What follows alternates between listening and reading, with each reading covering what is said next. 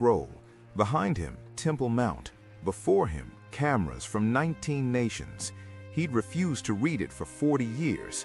Refused because the words terrified him. Because once spoken aloud in Jerusalem, at this location, the prophecy activates. That's what the text claims. His grandfather refused. His great-grandfather refused. But on October 8, 2024, he had no choice. The signs were undeniable. He began reading. Halfway through the third line, the ground moved. Not an earthquake, something else, and the countdown started. His name is Rabbi Yehuda Glick, 73 years old, born in Brooklyn, raised in Jerusalem. A man who spent 5 decades studying texts most people never see. Texts kept in climate-controlled vaults beneath the old city.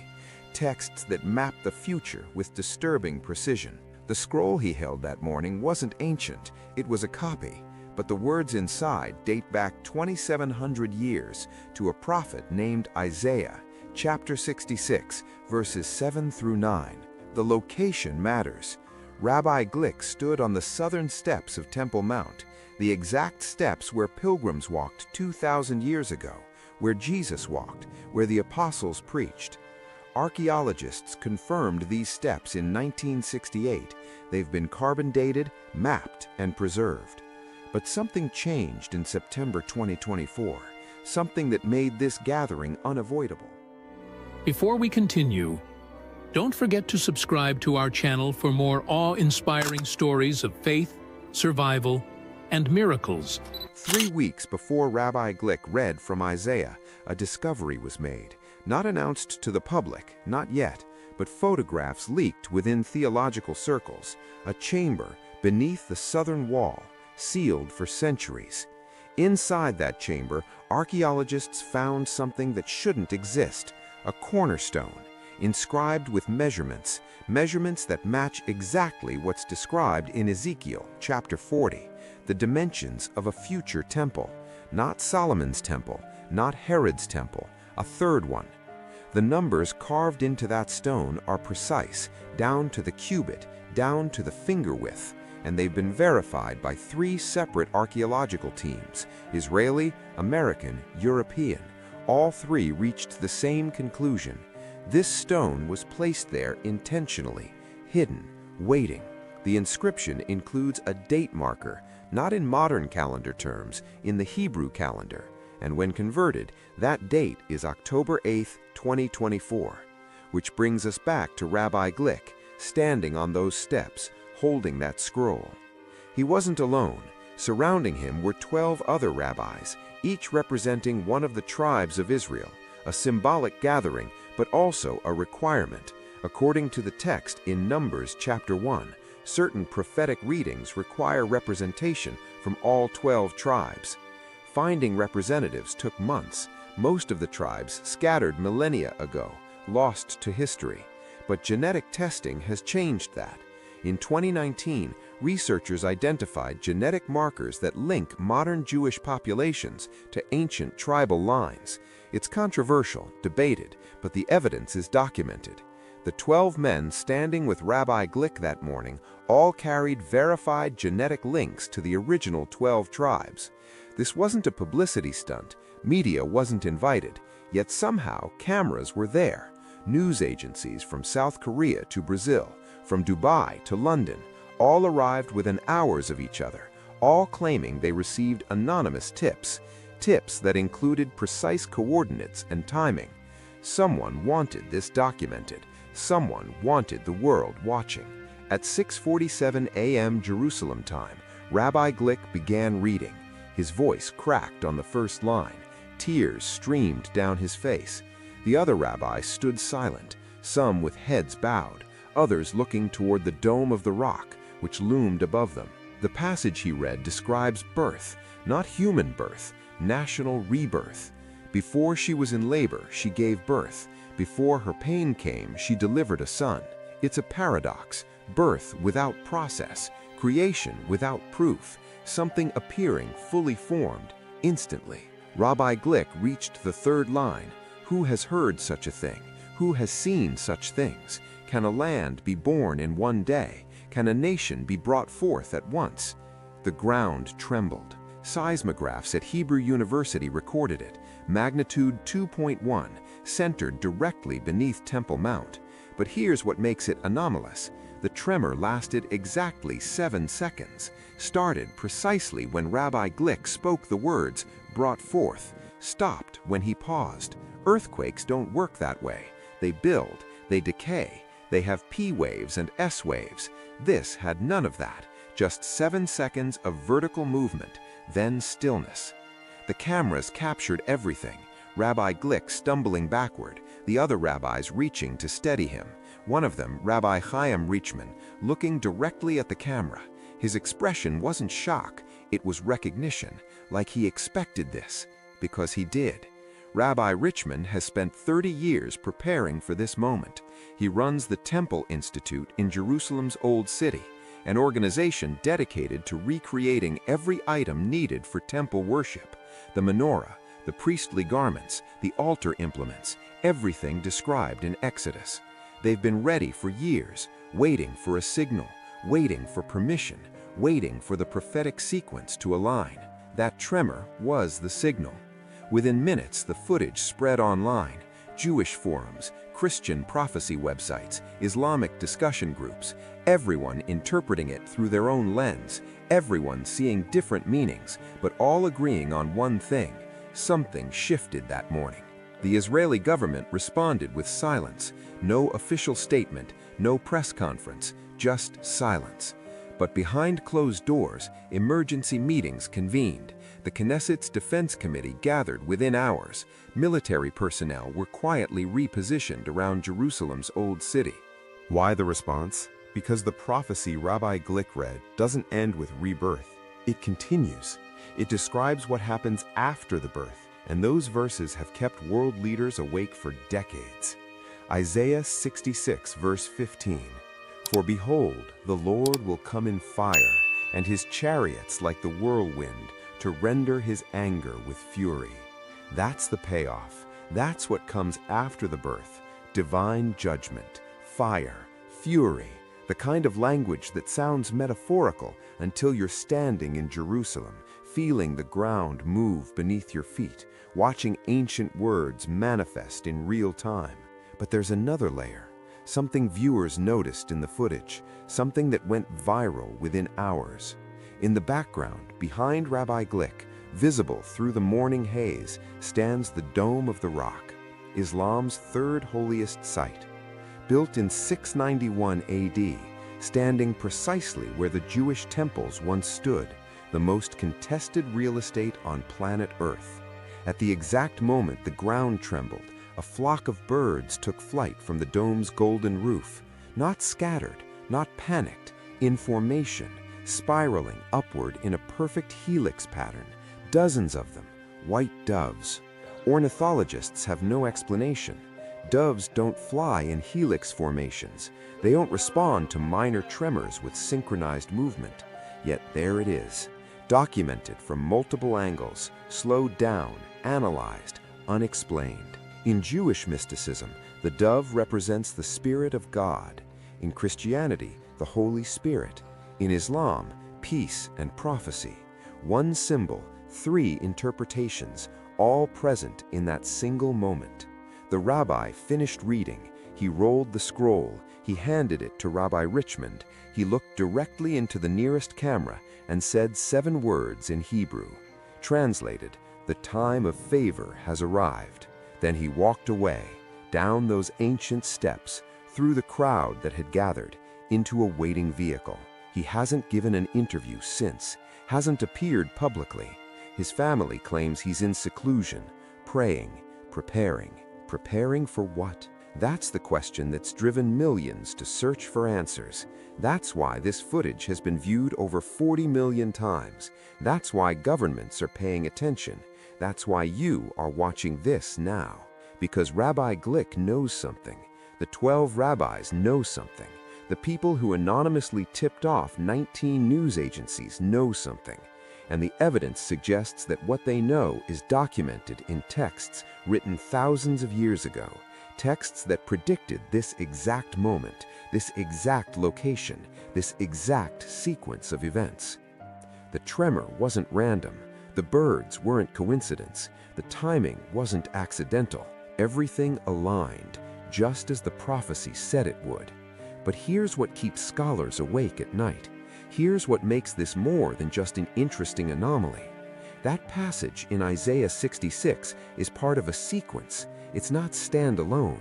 It's connected to dozens of other prophecies, prophecies that describe what comes next, step by step, event by event. And if this was the fulfillment of Isaiah 66, verses 7 through 9, then the next prophetic marker is already in motion, already unfolding. The text is specific about timing, about sequence, about the gap between events. According to the pattern, the next sign should appear within 40 days of the first. October 8th plus 40 days is November 17th, 2024. Something happened on November 17th, something that sent ripples through intelligence agencies worldwide, something that confirmed the pattern, something that proves this isn't over. It's accelerating. The prophecies didn't start with Isaiah. They started much earlier, in a desert, with a man named Moses, around 1400 BC. Deuteronomy chapter 30. Moses is dying. He's gathered the Israelites for final instructions. He tells them something strange. He says they'll be scattered across the earth, driven from their land, persecuted among nations. But then he says something stranger. The Lord your God will restore your fortunes and have compassion on you. He will gather you again from all the peoples where he has scattered you. Moses predicts exile. Then he predicts return. Not just any return, a supernatural gathering from every nation back to one land. For 2,500 years this seemed impossible.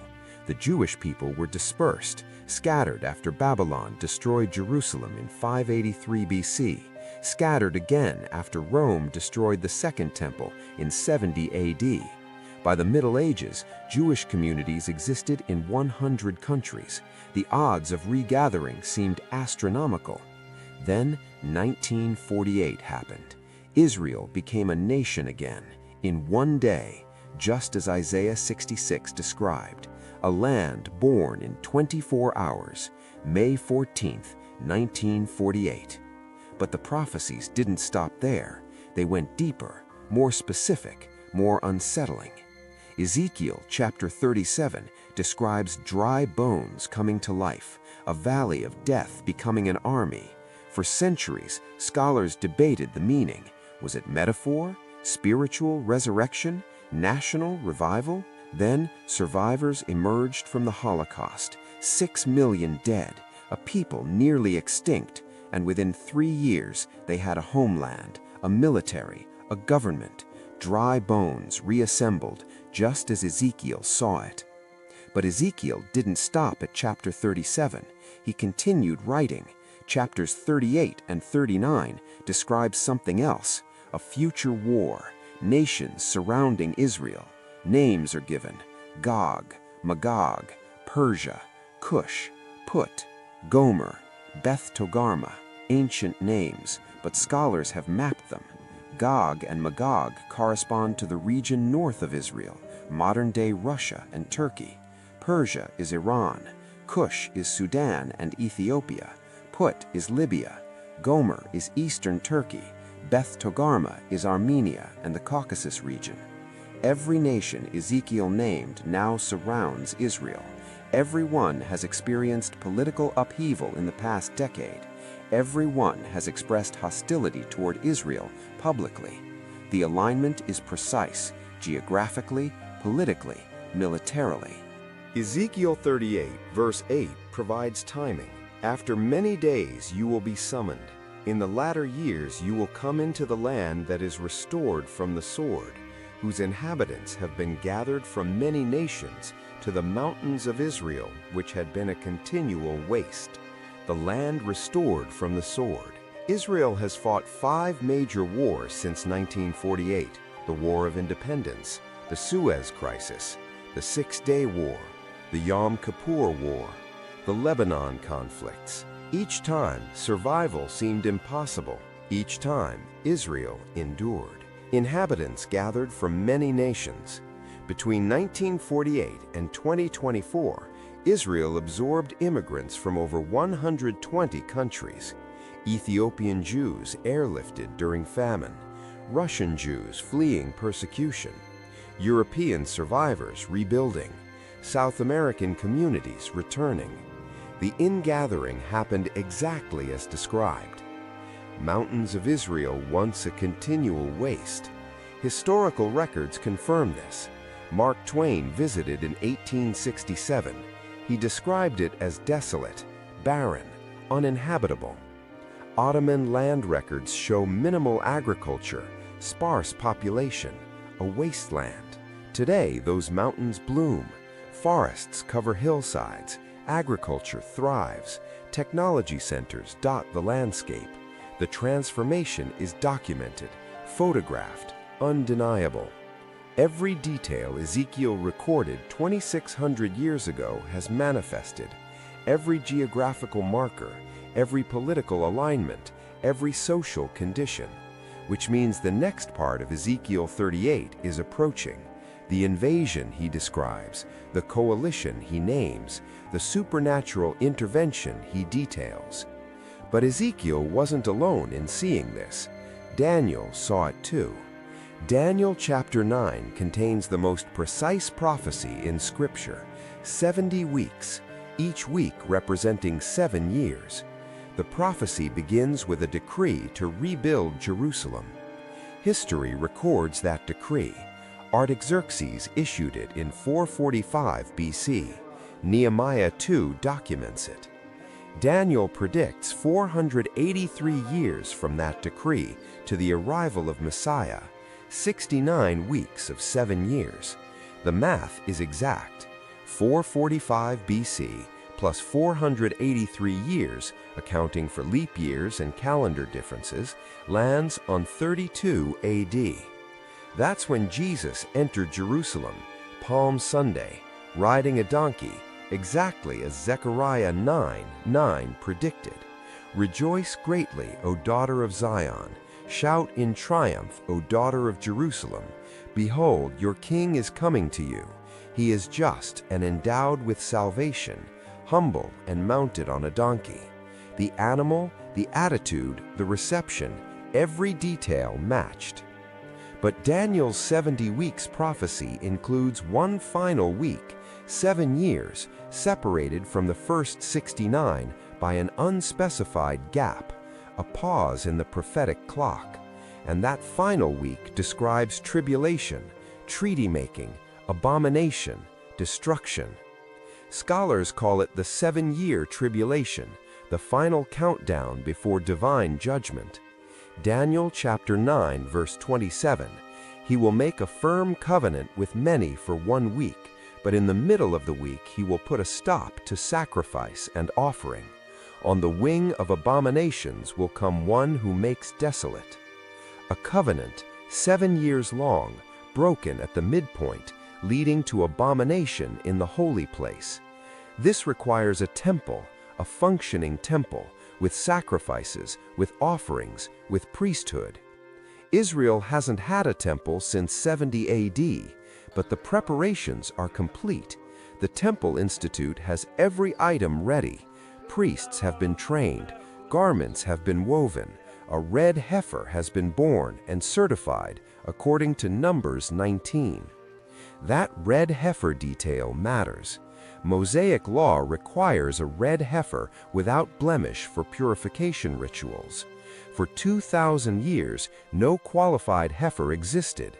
Then, in September 2022, 5 were born in Israel. By 2024, 1 met every requirement. Completely red, no white hairs, never worked, never yoked. The red heifer was 3 years old on September 10, 2024, the age when it becomes eligible for sacrifice. According to Jewish tradition, this purification must happen before temple service can resume. Everything is ready: the priests, the implements, the heifer. Only one obstacle remains. The dome of the rock sits where the temple must be built. Which brings us back to Rabbi Glick standing on those steps, reading from Isaiah, feeling the ground move. Because the prophecies converge here. Ezekiel's temple vision, Daniel's covenant timeline, Isaiah's sudden birth, Zechariah's detailed descriptions, all pointing to the same location, the same moment, the same sequence. Zechariah chapter 12 describes Jerusalem becoming a burden to all nations. I am going to make Jerusalem a cup that causes reeling to all the peoples around. And when the siege is against Jerusalem, it will also be against Judah. It will come about in that day that I will make Jerusalem a heavy stone for all the peoples.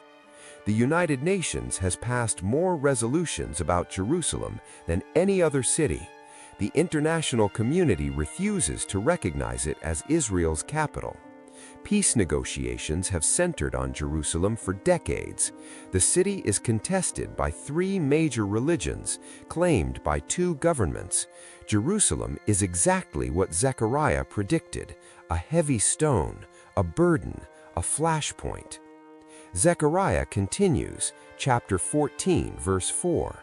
In that day his feet will stand on the Mount of Olives, which is in front of Jerusalem on the east, and the Mount of Olives will be split in its middle from east to west by a very large valley. Geologists have confirmed a fault line runs directly through the Mount of Olives, east to west, a massive rift waiting to rupture. The geological structure matches the prophetic description exactly. Jesus stood on that mountain before ascending. Acts 1:11 records angels telling his disciples, "This Jesus who has been taken up from you into heaven will come in just the same way as you have watched him go into heaven." He left from the Mount of Olives. The prophecy says he returns to the Mount of Olives. The mountain splits, a valley forms, and Jerusalem is delivered. But before that deliverance comes tribulation.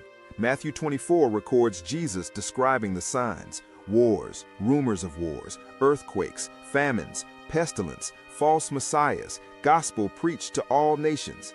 Then the end comes. Every sign has appeared.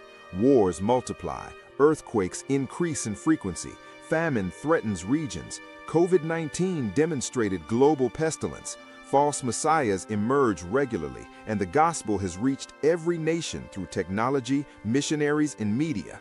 The checklist is nearly complete. Nearly, but not entirely. One sign remains unclear. Matthew 24, verse 15. Therefore, when you see the abomination of desolation which was spoken of through Daniel the prophet standing in the holy place, let the reader understand. The abomination in the holy place. This requires access to the Temple Mount. It requires some form of temple structure. It requires desecration of something sacred. And this is where the ancient texts become uncomfortable, because they describe this abomination in detail. Daniel 11, verse 31 calls it the abomination of desolation. 2 Thessalonians 2 describes someone sitting in the temple, claiming to be God. Revelation 13 describes an image being set up, forcing worship under penalty of death. The texts converge. Multiple authors, multiple centuries, same description, same location, same outcome. And the technology to fulfill these prophecies now exists. Global communication, digital currency, biometric identification, surveillance systems, artificial intelligence. Things that would have seemed impossible even 50 years ago are now mundane. Revelation 13, verse 17 describes a mark without which no one can buy or sell. For millennia, this seemed fantastical. How could economic activity be controlled so precisely?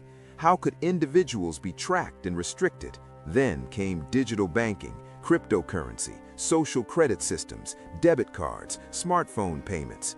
The infrastructure is built. The capability exists. The precedent has been set through pandemic lockdowns and financial sanctions. The ancient prophets described a world they couldn't possibly understand, yet they described it accurately, down to details that only make sense with modern technology, which leads to an unsettling question. If they were right about everything else, what else did they see? What else is coming, and how soon? Joel chapter 2 describes signs in the heavens, blood moons, darkened sun before the great and terrible day of the Lord. Between 2014 and 2015, 4 blood moons occurred, all on Jewish feast days, all visible from Jerusalem, the Tetrad. Astronomers confirm this is rare. It last happened in 1967, the year Israel recaptured Jerusalem. The patterns are mathematical, astronomical, verifiable, and they align with ancient texts written before telescopes, before calendars, before astronomy as a science. These weren't lucky guesses. They were specific predictions documented and preserved for millennia, now unfolding in sequence, one after another, building momentum, accelerating. Rabbi Glick knew these texts. He studied them his entire life. That's why his hands shook. That's why tears fell, because he knew what comes next. He recognized the pattern. He understood the sequence, and he broke his silence once. 3 days after reading on the temple steps, a leaked audio recording, 37 seconds. He says one sentence in Hebrew, translated, "The final week has begun. Prepare your hearts." Then silence again. But that sentence contains volumes. The final week, Daniel's 70th week, the 7 years, the tribulation, the countdown. If he's right, everything accelerates from here. Every remaining prophecy, every judgment, every sign, all compressed into 7 years. The clock started October 8th, 2024. Do the math. The signs didn't appear overnight. They accumulated year after year, building like pressure beneath the Earth's crust, waiting for the fracture. Start with 2017. December 6th, President Trump recognized Jerusalem as Israel's capital, the first U.S. president to do so. The international response was immediate: condemnation from Europe, protests across the Middle East, United Nations emergency session. 128 nations voted against the recognition. But something else happened that day, something quieter. The Sanhedrin in Jerusalem minted a coin, half shekel, temple tribute. On one side, Trump's profile. On the other, Cyrus the Great. Why Cyrus? Because Cyrus allowed Jews to return from Babylonian exile. Cyrus funded the Second Temple's construction. Isaiah 45 calls Cyrus God's anointed, his Messiah, even though Cyrus wasn't Jewish. He fulfilled prophecy by enabling temple reconstruction. The Sanhedrin saw Trump the same way, an unlikely instrument, a secular man fulfilling sacred purpose, moving the embassy, recognizing Jerusalem, clearing political obstacles for what comes next. May 14, 2018, exactly 70 years after Israel's founding, the U.S. Embassy moved to Jerusalem, opened, official. The date wasn't random. 70 is a significant number in Scripture. 70 years of Babylonian captivity, 70 weeks in Daniel's prophecy, 70 elders, 70 nations in Genesis. It represents completion, fullness, divine timing. That same day, Gaza erupted. Hamas launched attacks. Israel responded. 58 Palestinians died. The international community blamed Israel, called it disproportionate. But the timing reveals something else. The very day Jerusalem received global recognition, violence attempted to overshadow it. The pattern is biblical. Every step toward prophetic fulfillment meets opposition. September 15, 2020, the Abraham Accords. Israel normalized relations with UAE and Bahrain. Morocco and Sudan followed. For the first time since 1948, Arab nations publicly partnered with Israel. Trade agreements, tourism, technology sharing, military cooperation. Daniel 9:27 describes a covenant with many, a 7-year treaty. Scholars debated for decades who would broker this covenant.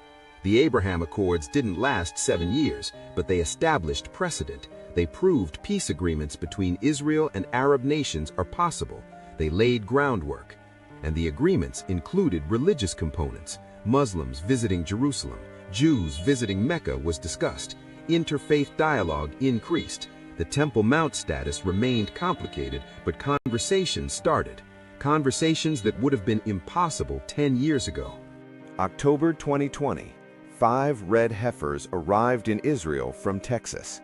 Born without blemish, genetically tested, rabbinically certified, Numbers 19 requires a red heifer for purification before temple service. For 2,000 years, none qualified.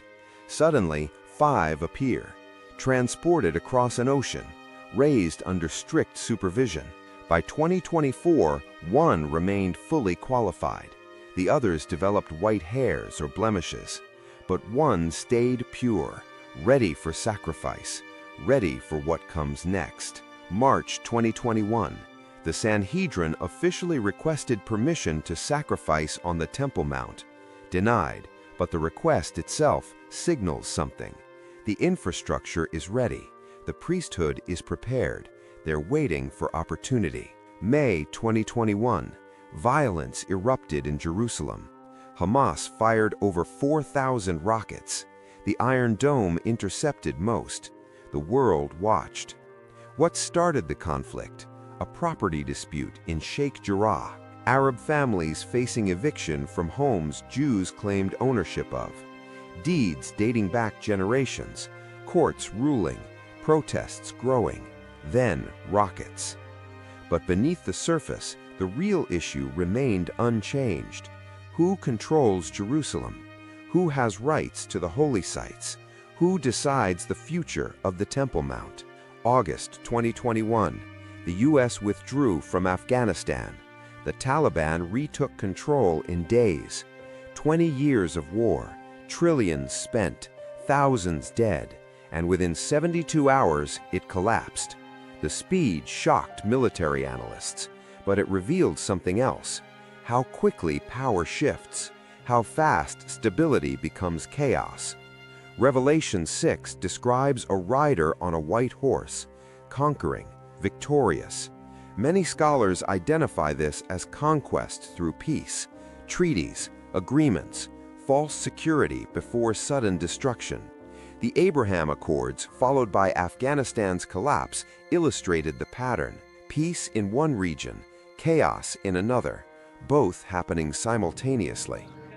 January 2022, Rabbi Chaim Kanievsky died at age 94, one of the most revered Jewish scholars alive. Over 750,000 people attended his funeral, the largest in Israel's history. Before dying, he made a statement, recorded by family. He said the Messiah's arrival is imminent. He said current events match prophetic patterns. He urged preparation. His words spread through Orthodox communities worldwide. Many dismissed them as an old man's hope, but others recognized something. Rabbi Kanievsky spent his life studying, 94 years immersed in texts. If he saw the pattern, perhaps the pattern exists. February 2022, Russia invaded Ukraine. The world's attention shifted. Energy prices spiked. Supply chains disrupted. Food shortages threatened. NATO mobilized. Nuclear threats were issued. Ezekiel 38 describes Gog from the land of Magog, the chief prince of Meshech and Tubal. Scholars identify these as regions in modern Russia. Ezekiel says this leader will invade, first Ukraine or directly Israel. Interpretations vary, but Russia's aggression demonstrated willingness to act, capability to disrupt, and disregard for international consequences. September 2022, the red heifers turned 1 year old enough to assess properly, young enough to remain unblemished. The Temple Institute increased security around them. Veterinarians examined them monthly, every white hair documented, every spot measured. 1 remained perfect. October 2022, political instability rocked Israel. 5 elections in 4 years, coalition governments collapsing. Netanyahu returned, then faced legal challenges. Judicial reform protests filled the streets, hundreds of thousands demonstrating. The nation divided internally while external threats multiplied.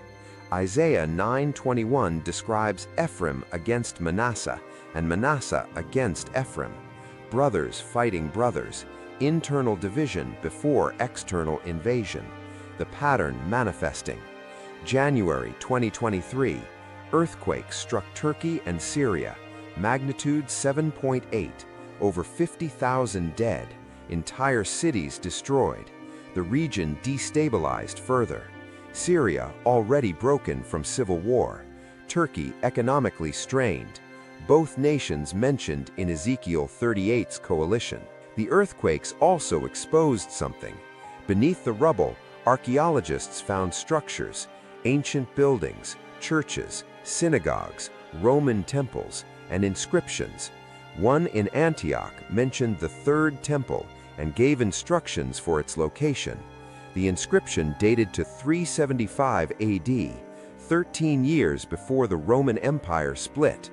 The inscription was prophetic, speaking of a temple that hadn't been built yet. April 2023, violence erupted on the Temple Mount during Ramadan and Passover overlap. Palestinians barricaded inside Al-Aqsa Mosque. Israeli police forced entry. International condemnation followed. But the important detail was overlooked. Israeli forces entered Al-Aqsa, secured it, demonstrated capability to control the mount. For decades, Jordan maintained authority over the Temple Mount. Israel controlled security but respected Jordan's religious administration. That balance shifted in April 2023. Israel demonstrated willingness to assert control when necessary. The precedent was set. July 2023, Israel's government advanced judicial reform, limiting Supreme Court power, shifting balance towards the Knesset. Protests intensified. Military reservists threatened to refuse service.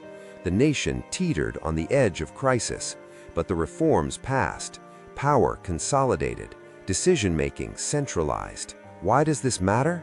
Because Daniel 9:27 describes one person making a covenant, not a committee, not a parliament, one individual with authority to commit a nation. Israel's political structure was moving towards that possibility. Centralized power, decisive leadership, capability to make binding agreements quickly. October 7, 2023, Hamas attacked Israel. Over 1,400 dead, 240 taken hostage, the largest single-day loss of Jewish life since the Holocaust.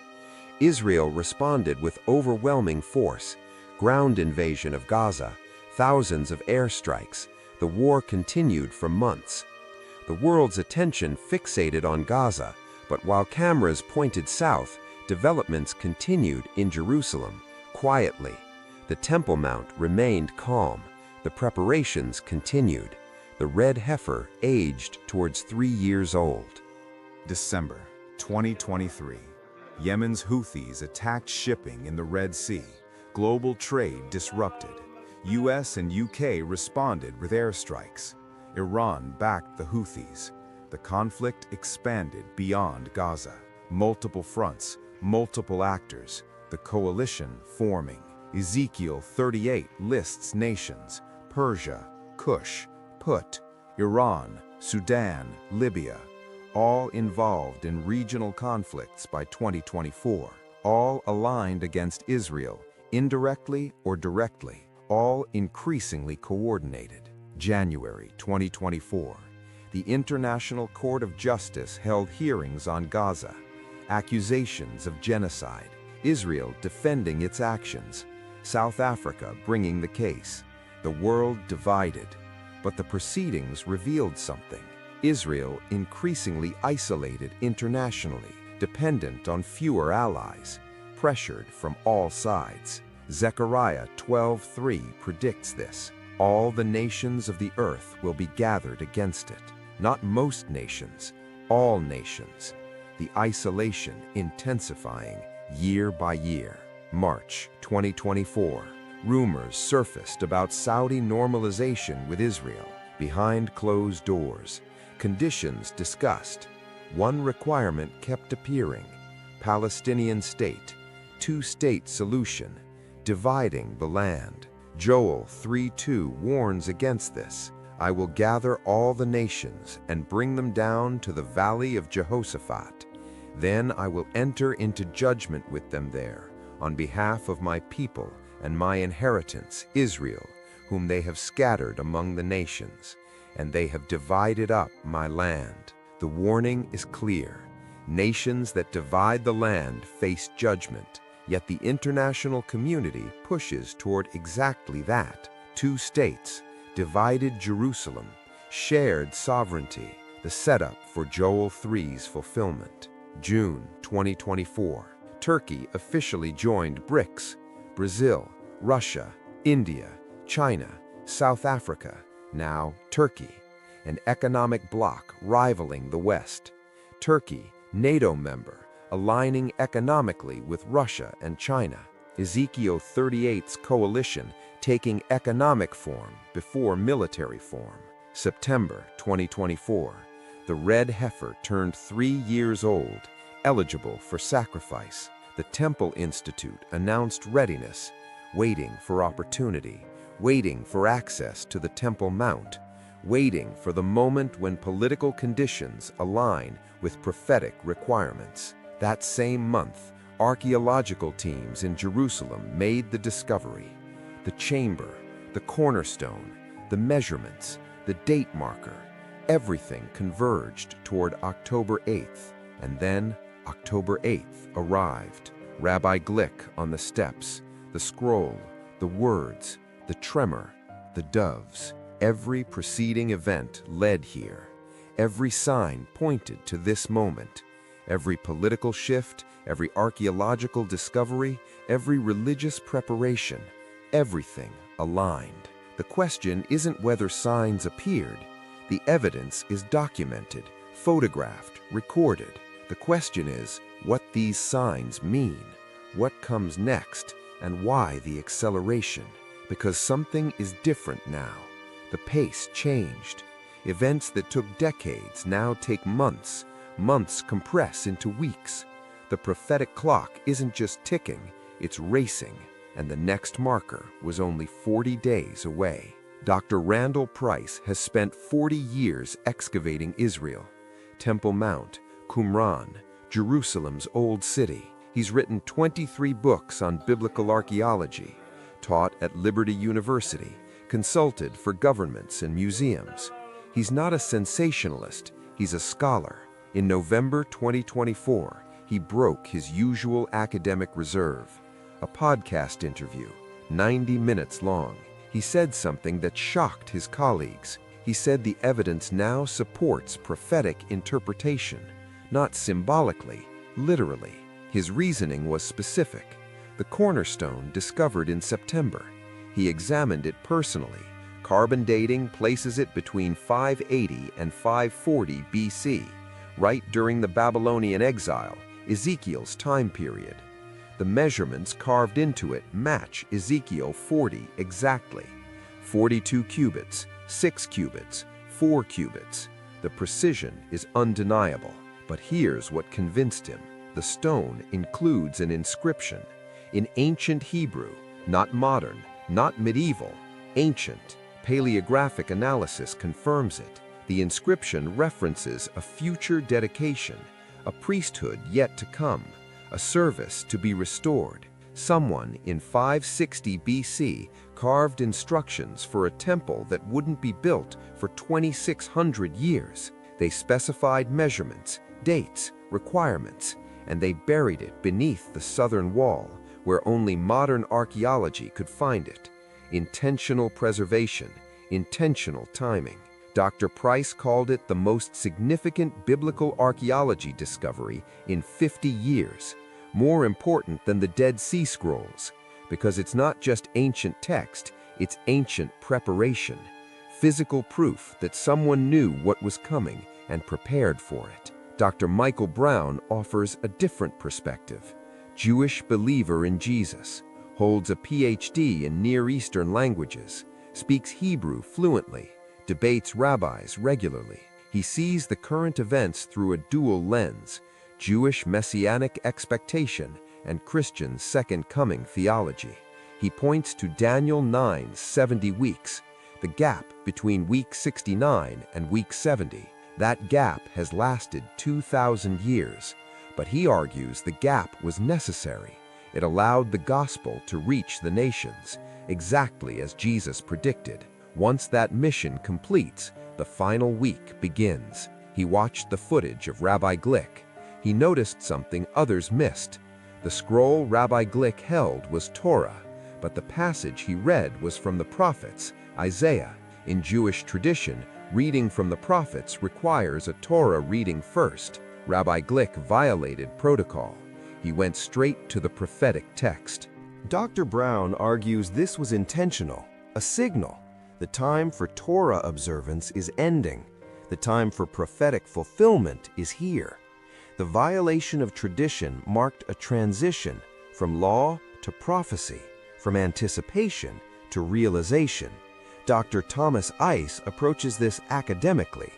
He's written 40 books on eschatology, co-founded the Pre-Trib Research Center, taught systematic theology for 30 years. He maps prophecies chronologically, creating timelines that show sequence and relationship. His analysis of current events focuses on convergence. Individual prophecies fulfilling isn't unusual. History has seen partial fulfillments, previews, patterns. But what's happening now is different. Multiple prophecies converging simultaneously. That's unprecedented. He lists them: Israel's existence, Jerusalem under Jewish control, the red heifer, the Sanhedrin reconvened, priestly training complete, temple implements prepared, the Euphrates River drying up as described in Revelation 16, technology enabling the mark of the beast, global communication allowing Revelation 11's 2 witnesses to be seen worldwide, peace agreements between Israel and Arab nations. Each prophecy individually could be coincidence. All of them together? Dr. Ice calls that mathematical impossibility. The odds of convergence happening by chance are astronomical, billions to 1. The only rational explanation is intentional divine orchestration. But not everyone agrees. Skeptics exist within theological circles. Dr. Gary DeMar represents this position, preterist interpretation. He argues most prophecies were fulfilled in 70 AD when Rome destroyed Jerusalem. The tribulation happened then, the abomination occurred then, the judgment fell then. Modern events, he says, are being forced into prophetic templates. Humans see patterns even in randomness. We want events to have meaning, so we create narratives, we connect dots, we manufacture significance. The red heifer? Coincidence, genetic variation, natural occurrence. The Abraham Accords? Politics, self-interest, nothing prophetic about nations pursuing mutual benefit. The cornerstone? Interesting archaeology, but archaeology finds things constantly, doesn't mean prophecy is fulfilling. Dr. DeMar points to failed predictions, 1988, 88 reasons why Jesus would return, didn't happen. Y2K, end times panic, nothing. 2012, Mayan calendar, the world continued. Harold Camping, multiple predictions, all wrong. Date setters destroy credibility. They make prophecy teaching look foolish. He has a point. History is littered with false alarms, prophetic enthusiasm leading to disappointment, people selling houses, quitting jobs, making life-altering decisions based on predicted dates, then nothing happens. Faith shaken, critics emboldened. But Dr. Price counters this. He distinguishes between date setting and pattern recognition. Date setting claims Jesus returns on specific calendar dates, usually based on numerology or subjective interpretation. That's wrong. Jesus said no one knows the day or hour. Pattern recognition is different.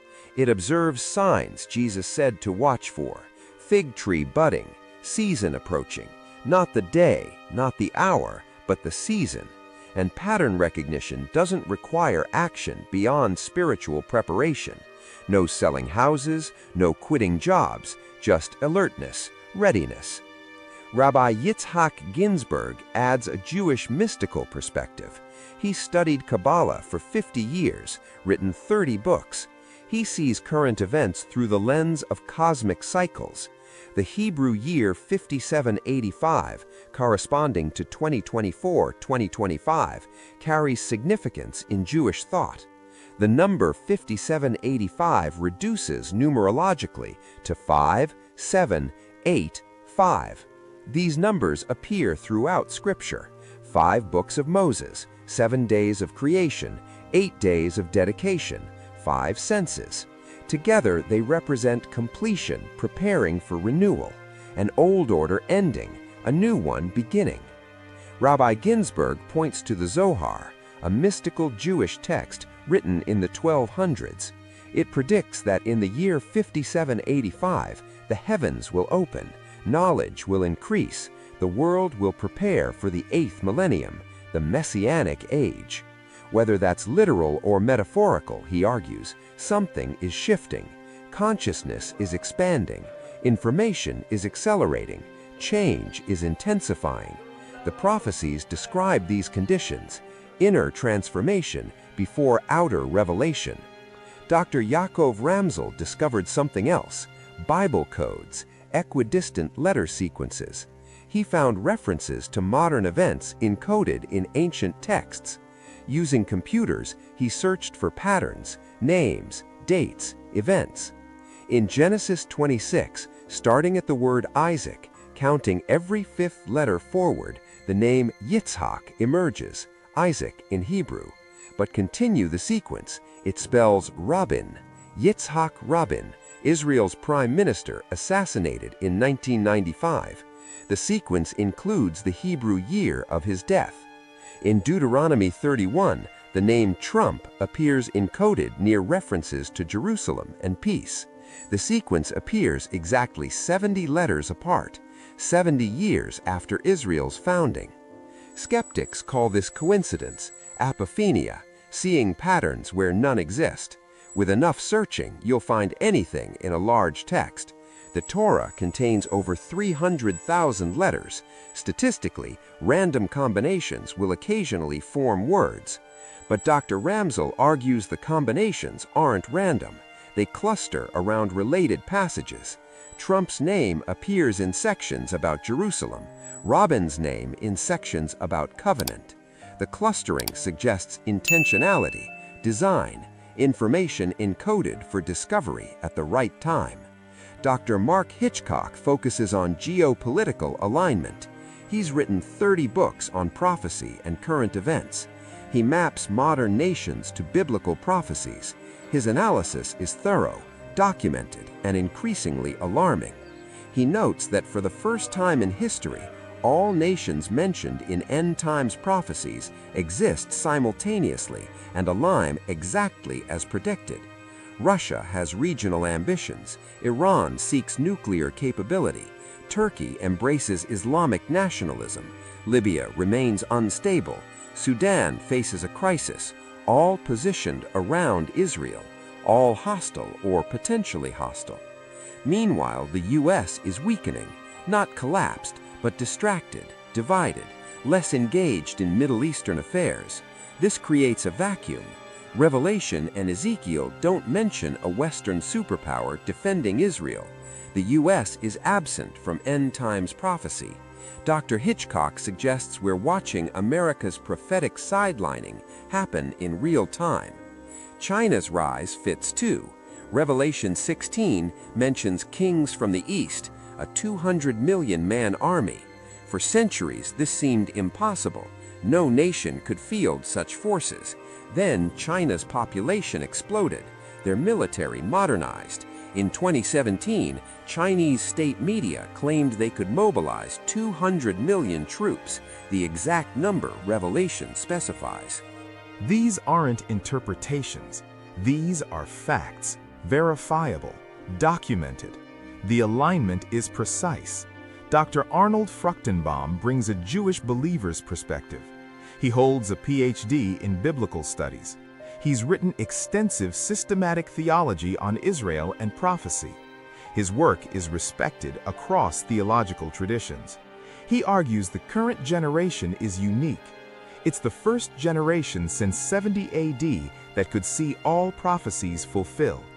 The first with Israel existing, Jerusalem controlled by Jews, temple preparations complete, technology enabling global governance, and the generation that witnesses Israel's rebirth, according to Matthew 24:34, will not pass away before all these things occur. Israel reborn in 1948.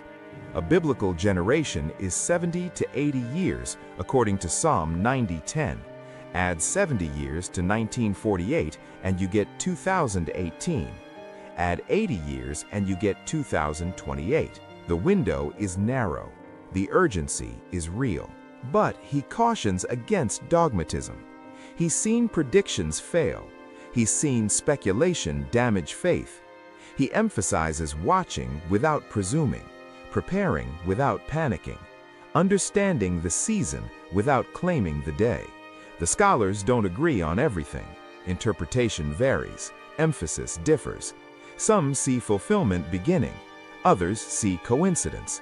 Still others see human pattern seeking. But even skeptics acknowledge something. The convergence is unusual. The alignment is rare. Whether it means prophecy is fulfilling or history is cycling, something significant is happening.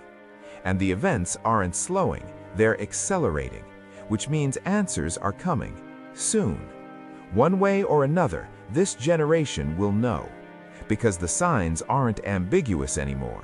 They're undeniable, and they're increasing in frequency and intensity. The pattern is clear, even if interpretation varies. Something is building toward a climax. The question is no longer if, it's when, and what comes after. The Middle East chessboard is set, every piece positioned, every player identified.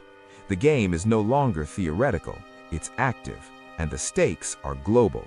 Start with Iran, theocratic government, revolutionary ideology, nuclear ambitions. They don't hide their intentions. Supreme Leader Ali Khamenei publicly calls for Israel's destruction. Government buildings display countdown clocks, not to peace, to elimination. They're explicit, unapologetic. Iran's nuclear program progressed despite sanctions, despite sabotage, despite international pressure. The IAEA, International Atomic Energy Agency, reported in 2023 that Iran enriched uranium to 60% purity. Weapons grade requires 90%. The gap is technical, not insurmountable. Months separate Iran from capability, not years. But capability isn't deployment. They need delivery systems, missiles. They have those too.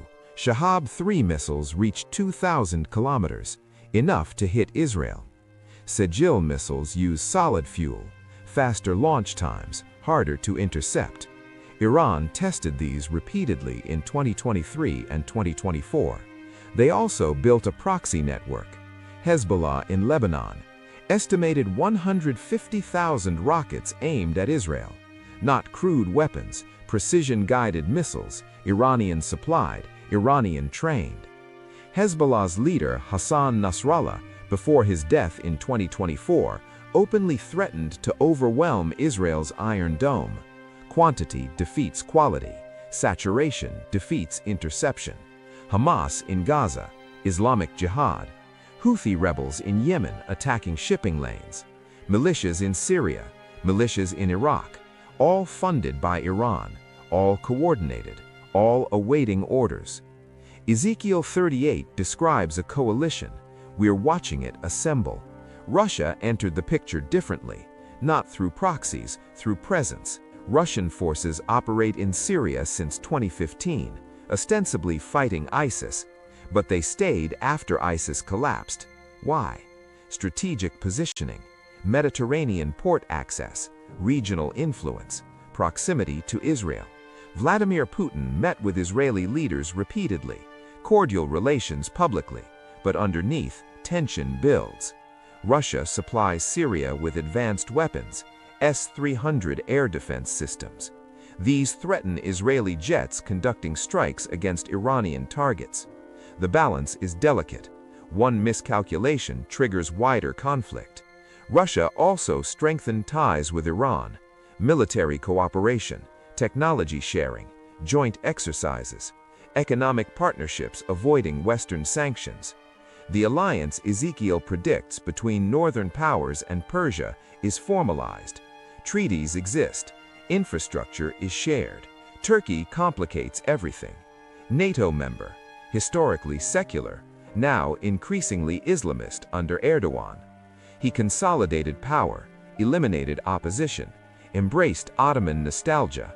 He calls for Muslim unity. He questions Israel's legitimacy. He positions Turkey as defender of Palestinian rights. Turkey controls the Bosphorus Strait, critical waterway. Russian naval access to the Mediterranean depends on it. Turkey leveraged this repeatedly, playing NATO against Russia, playing Russia against NATO, maintaining independence while maximizing influence. Ezekiel 38 mentions Gomer and Beth Togarmah. Scholars identify these as regions in modern Turkey. The alignment is geographic and political. Turkey stands where prophecy placed it, acting as prophecy described. Saudi Arabia presents a paradox. Sunni majority, historically hostile to Iran's Shia theocracy, recently pragmatic toward Israel. Mohammed bin Salman, crown prince, modernizing, opening cinemas, allowing women to drive, reducing religious police power. But he needs legitimacy, domestic and regional. So he balances. He normalized relations with Israel quietly while condemning Israel publicly. He coordinates with Iran's enemies while maintaining economic ties with Iran's allies. He pursues nuclear technology through civil programs while keeping military options open. Saudi normalization with Israel progressed slowly, behind closed doors, intermediaries, indirect communication. But Palestinian statehood remains a condition, dividing the land. Joel's warning, the prophecy's fulfillment requirement. Egypt plays peacekeeper. They maintain the Camp David Accords with Israel. They control Gaza's southern border. They mediate conflicts. But Egypt faces internal crisis, economic collapse, currency devaluation, food shortages, political instability. A desperate Egypt is unpredictable. Their military is large, their population restless. If economic crisis becomes revolution, Egypt's peace with Israel could evaporate overnight. Psalm 83 describes an inner ring of nations attacking Israel. Egypt is listed. The conditions for that scenario are developing. Jordan remains stable but vulnerable. King Abdullah maintains relations with Israel, quietly cooperative. But Jordan's population is majority Palestinian. Refugee crisis from Syria strained resources. Economic dependence on Gulf states creates pressure to follow their lead. Jordan administers the Temple Mount through the Waqf, Islamic religious authority. Jordan's cooperation is essential for any temple-related developments, but cooperation has limits. If Israel moves toward rebuilding, Jordan faces impossible pressure. Domestic, regional, religious. Syria is fragmented. Civil war since 2011. Assad regime survived with Russian and Iranian help, but Syria is effectively partitioned. Iranian forces in the south, Russian forces on the coast, Turkish forces in the north, Kurdish forces in the east. Assad controls Damascus and little else. This fragmentation creates opportunity for proxy conflicts, for miscalculation, for escalation. Israel strikes Iranian targets in Syria regularly. Russia tolerates this within limits, but those limits aren't clearly defined. One strike too many, and Russia responds. Then what? Iraq remains unstable. Iranian militias operate openly. They attacked U.S. bases repeatedly in 2023 and 2024. The Iraqi government is weak, unable to control its territory, unwilling to confront Iran directly. Iraq becomes another staging ground, another piece in Iran's network. The Kurds complicate matters further. 30 million people, no nation, spread across Turkey, Syria, Iraq, and Iran. Kurdish independence movements threaten all four nations, creating common cause among otherwise hostile powers. Turkey, Iran, Syria, and Iraq all oppose Kurdish statehood. This shared interest drives cooperation. The coalition forms not just against Israel, but around mutual threats. Afghanistan's Taliban government established relations with Iran, Russia, and China. Central Asia's alignment shifts eastward, away from Western influence, toward authoritarian powers. The king of the south versus king of the north Daniel describes takes shape. Power blocks forming, alliances hardening. Meanwhile, Europe weakens. Economic stagnation, energy dependence on Russia exposed during Ukraine war, political fragmentation, rise of nationalist movements. The European Union struggles with cohesion. Brexit started the unraveling. Other exits remain possible. Europe's declining influence matters. Historically, Western powers protected Israel. France, Britain, America. But France now criticizes Israel regularly. Britain remains passive. America is divided. The Western shield is cracking. China watches from the east. Belt and Road Initiative extends Chinese influence. Ports, railways, infrastructure across Asia, Africa, and Europe. Economic leverage becomes political power. China brokered Saudi-Iran peace talks in 2023. China mediates where America once did. China also supports Iran economically, buying oil despite sanctions, selling technology despite restrictions. The relationship benefits both. Iran gets revenue, China gets energy security, and both undermine American influence. Revelation 16 mentions the Euphrates drying up to prepare the way for kings from the east. The Euphrates has been drying. Turkey's dam projects, climate change, reduced rainfall. Flow rates decreased 70% since the 1970s. By 2023, sections ran completely dry. Satellite imagery confirms it. Whether this is the prophetic fulfillment or natural drought, the result is the same. The geographic barrier between East and West is disappearing. Movement becomes easier. Invasion becomes simpler. Military technology accelerated. Hypersonic missiles. Russia deployed them. China tested them. Speed makes interception nearly impossible. Israel's missile defenses, sophisticated as they are, faces new challenges. Multiple threats from multiple directions, moving at multiple speeds. Drone warfare changed calculations. Cheap, effective, difficult to defend against. Iran supplies drones to proxies. Hezbollah used them for reconnaissance. Hamas attempted attacks with them.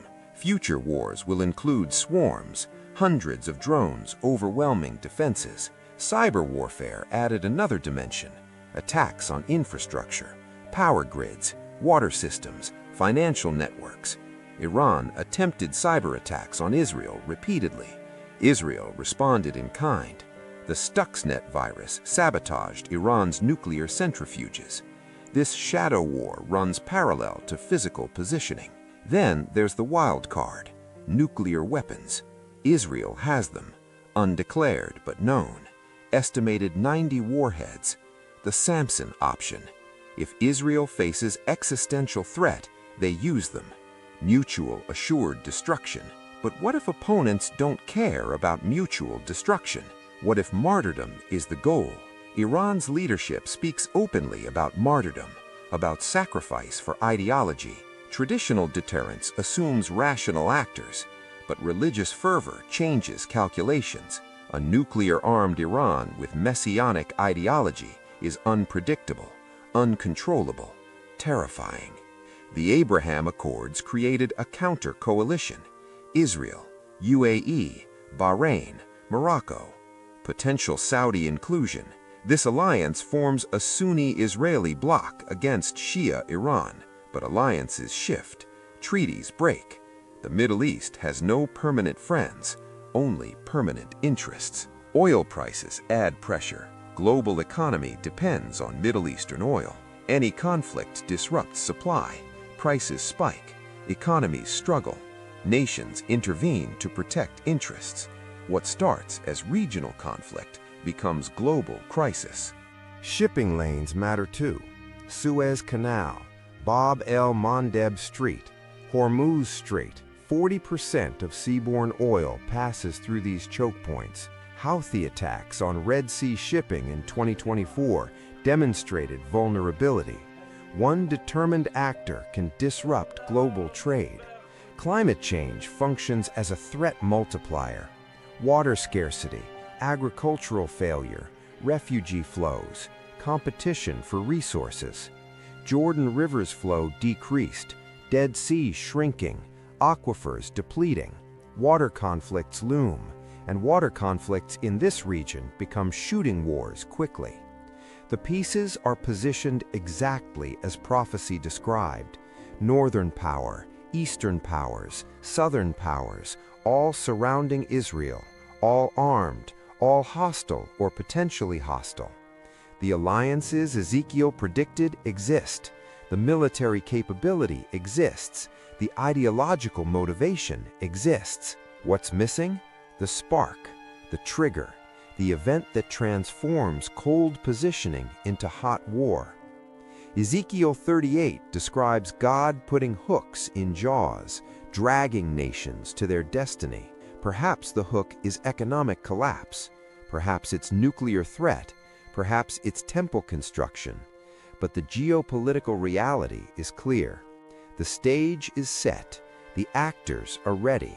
The script is written. The audience watches. And the first act is beginning. Whether this is prophetic fulfillment or coincidental alignment, the result is the same. The region is primed for conflict. The conditions are volatile. And everyone with knowledge of history knows what happens when great powers collide in the Middle East. The wars aren't regional. They expand, they consume, they change everything. The question is not if conflict comes. Geography and politics guarantee it. The question is when, and whether this conflict is the one Ezekiel saw, the one Daniel predicted, the one that brings all nations against Jerusalem.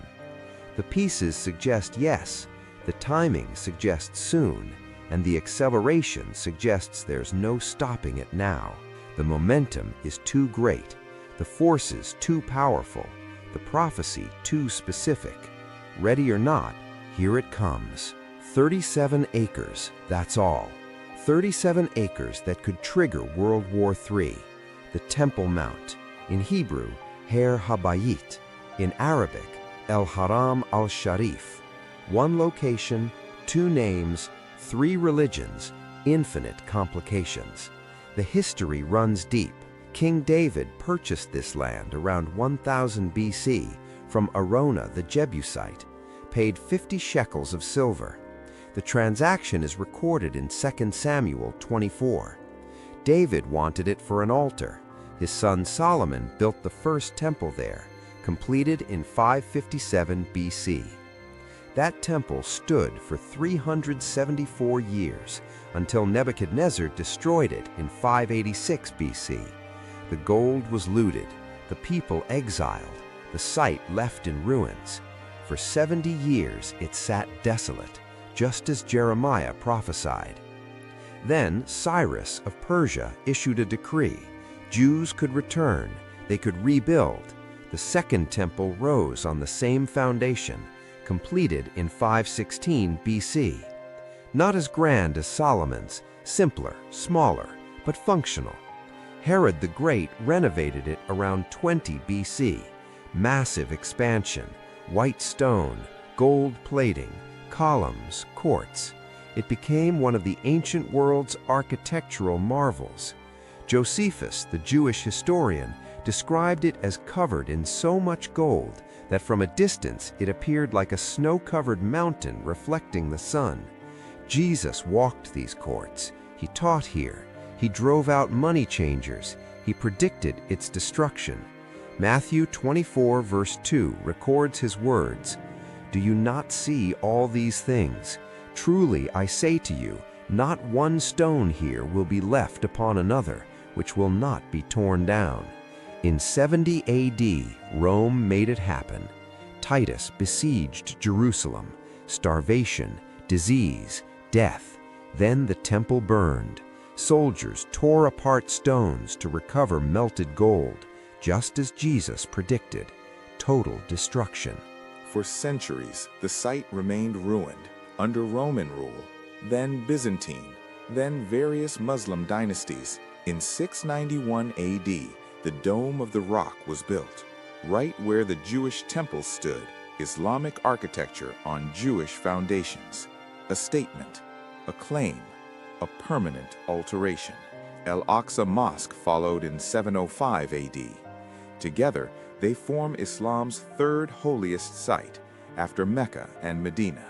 Muslims believe Muhammad ascended to heaven from this rock, the night journey, mentioned in Surah 17 of the Quran. For Muslims, this ground is sacred, non-negotiable. Any threat to these structures is a threat to Islam itself. Leaders across the Muslim world have stated this repeatedly. Millions would respond to that threat, with fury, with violence, with jihad. For Jews, the site is equally sacred, the holiest place in Judaism, where Abraham offered Isaac, where the Ark of the Covenant rested, where God's presence dwelled in the Holy of Holies. The Western Wall, the Kotel, is just a retaining wall from Herod's expansion. Jews pray there because they cannot pray on the mount itself. Why not? Political agreement. After Israel captured Jerusalem in 1967, they gained control of the Temple Mount. But Moshe Dayan, defense minister, made a controversial decision.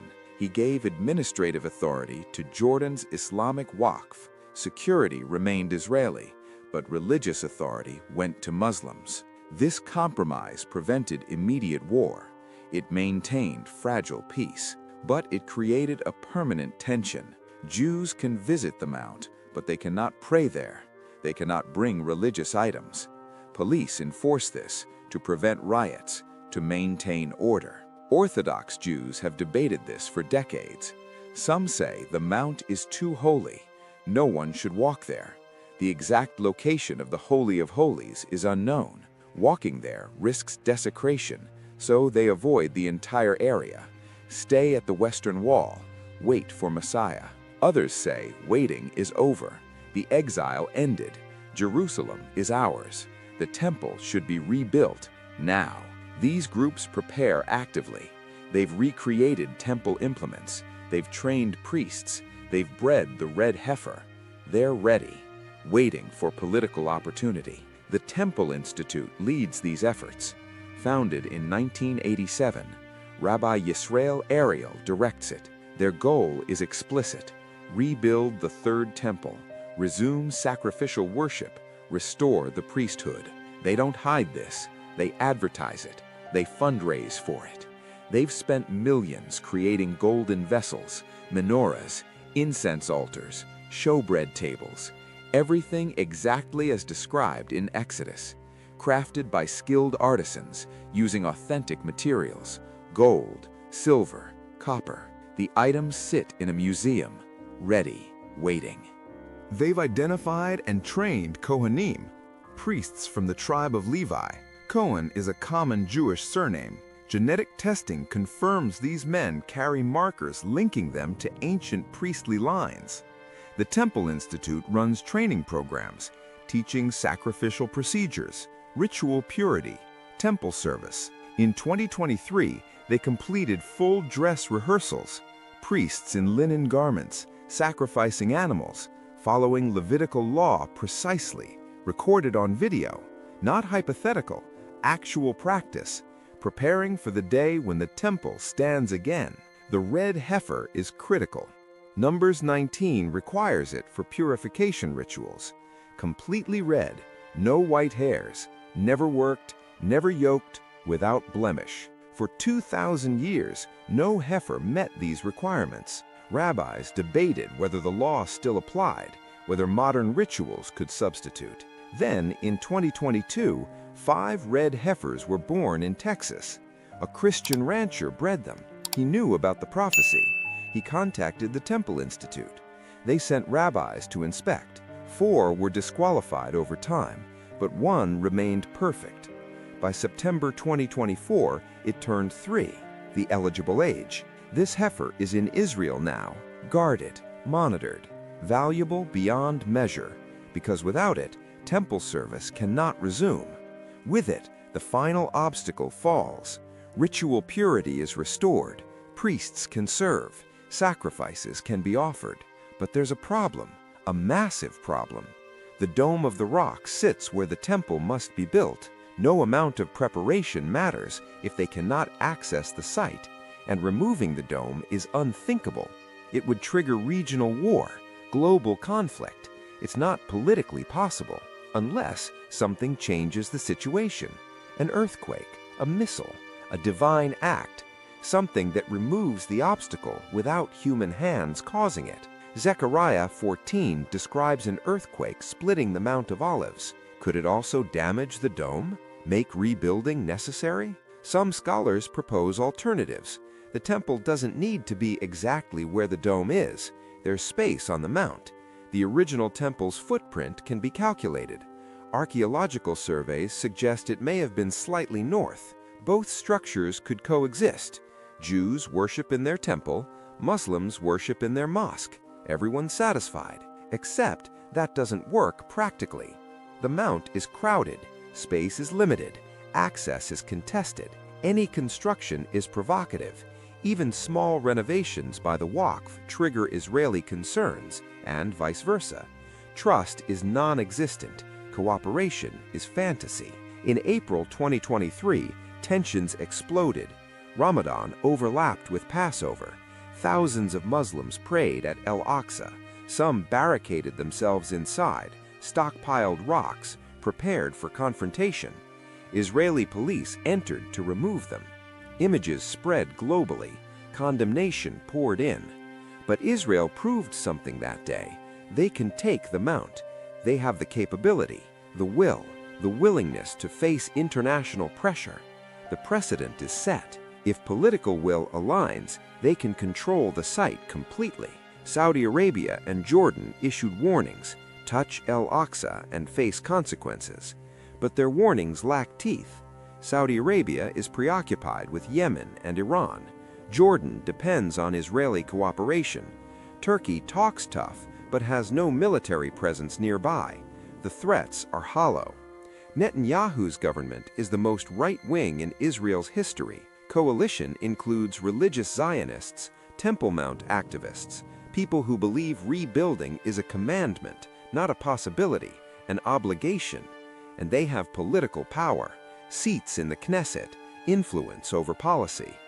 In August 2024, Ben-Gvir, Israel's national security minister, visited the Temple Mount, publicly, with cameras, first cabinet minister to do so. He prayed there, silently, but his lips moved. Muslims noticed. Protests erupted, internationally and locally. He did it anyway, and nothing happened. No war, no catastrophe, just protests, condemnations. Then everyone moved on. The boundary was tested, and it held, which means the boundary can be pushed further next time, and the time after that.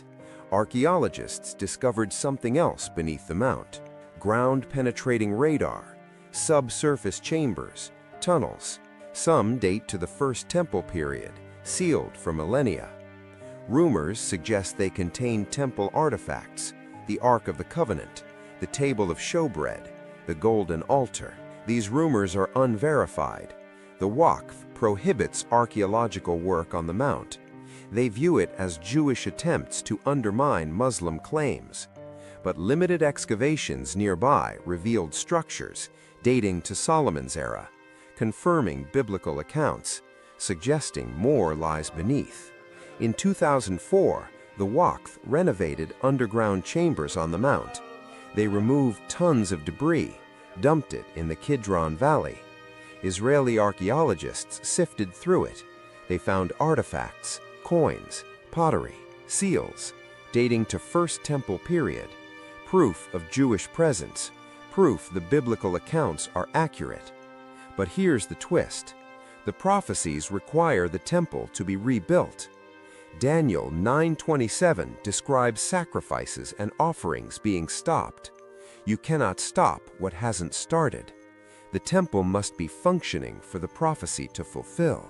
2 Thessalonians 2:4 describes someone sitting in the temple, claiming to be God. This requires a physical structure, not a metaphorical temple, not a spiritual one.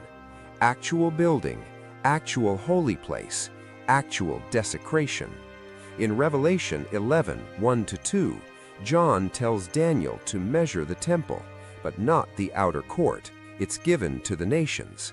They will trample it for 42 months, 3.5 years, half of Daniel's final week. The temple exists during the tribulation, functioning, then desecrated. Which means somehow the temple gets built, the obstacles overcome, the political impossibility becomes reality. How? The prophecies don't specify. They just state it happens. Between now and the midpoint of the tribulation, construction occurs, sacrifices resume, priesthood restored. And the October 8th event with Rabbi Glick, many see it as the signal, the starting gun, the prophetic clock ticking toward temple completion. If Daniel's 70th week began then, 3.5 years brings us to April 2028. The temple must be ready by then, functional by then, operating by then. That's 40 months away. To build a temple, to navigate international opposition, to overcome Muslim control, to complete preparations. 40 months. It seems impossible, but Israel built the entire nation in days. Miracles happen, prophecy fulfills, and the pieces are already in place. The priests, the implements, the heifer, the plans.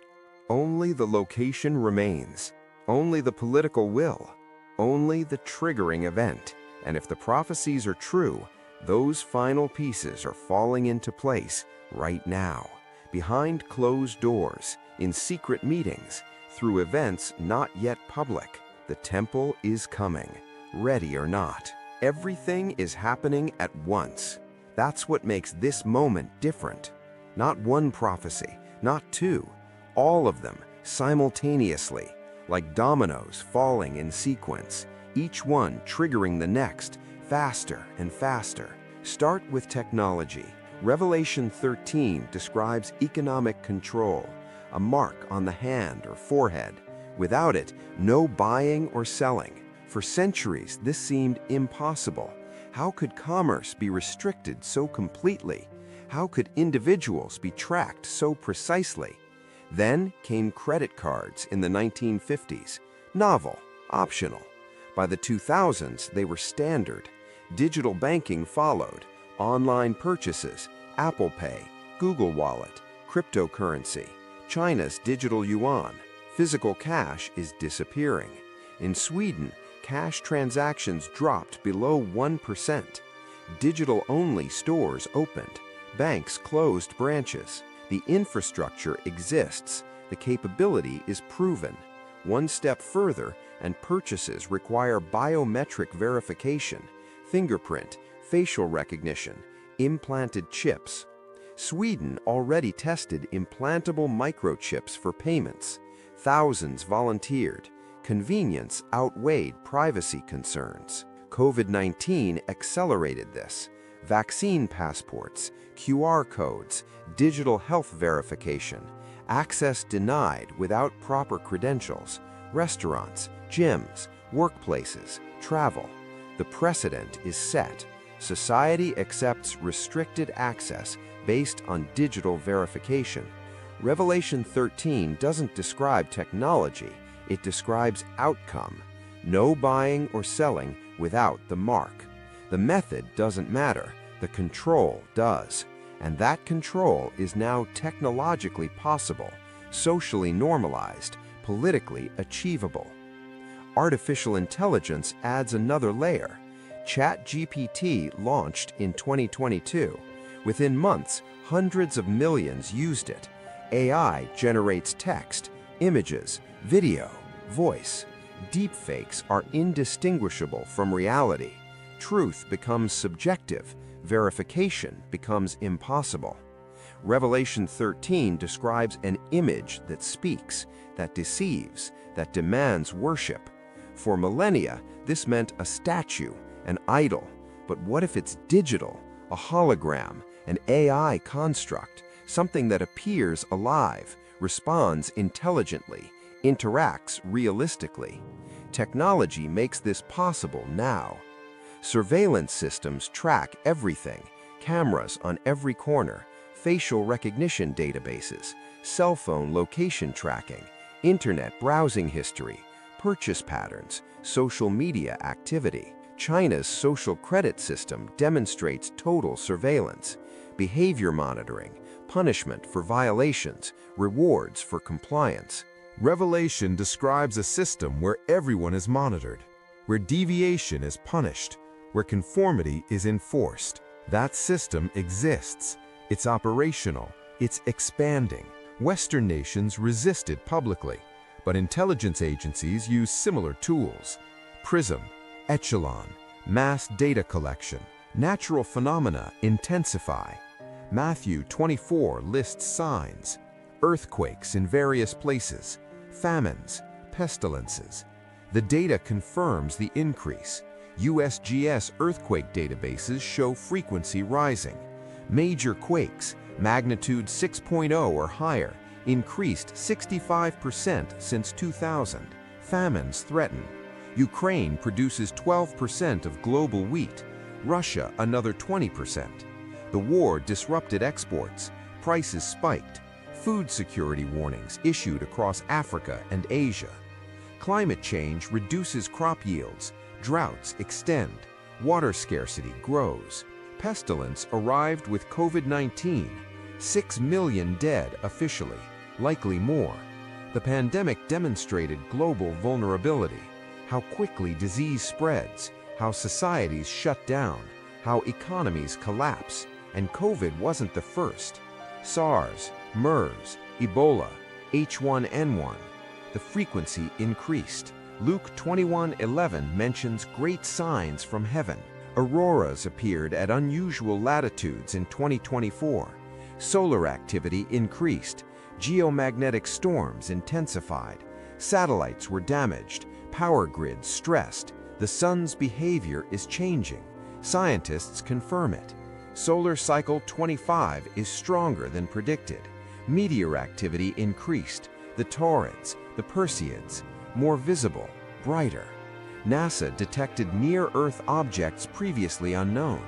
In 2023, an asteroid passed closer than satellite orbits, undetected until hours before. The sky is active. Events multiply. The knowledge explosion fulfills Daniel 12:4. Many will go back and forth, and knowledge will increase. Human knowledge doubled every century until 1900, then every 25 years. By 2000, every year. Now, every 12 hours. Information accumulates exponentially. Libraries, databases, research. The expansion is unprecedented. Travel exploded too. Daniel's phrase, "go back and forth," describes mobility. In 1900, most people died within miles of their birthplace. By 2000, international travel was common. By 2024, millions fly daily. Tourism is a trillion-dollar industry. The world shrunk. Distances vanished. Everyone is mobile, just as prophesied. Israel's rebirth remains central. Isaiah 66:8 asks, "Can a nation be born in one day?" May 14, 1948 answered that. UN vote, Midnight Declaration. Israel existed. Armies attacked immediately. Survival seemed impossible, but Israel won, repeatedly.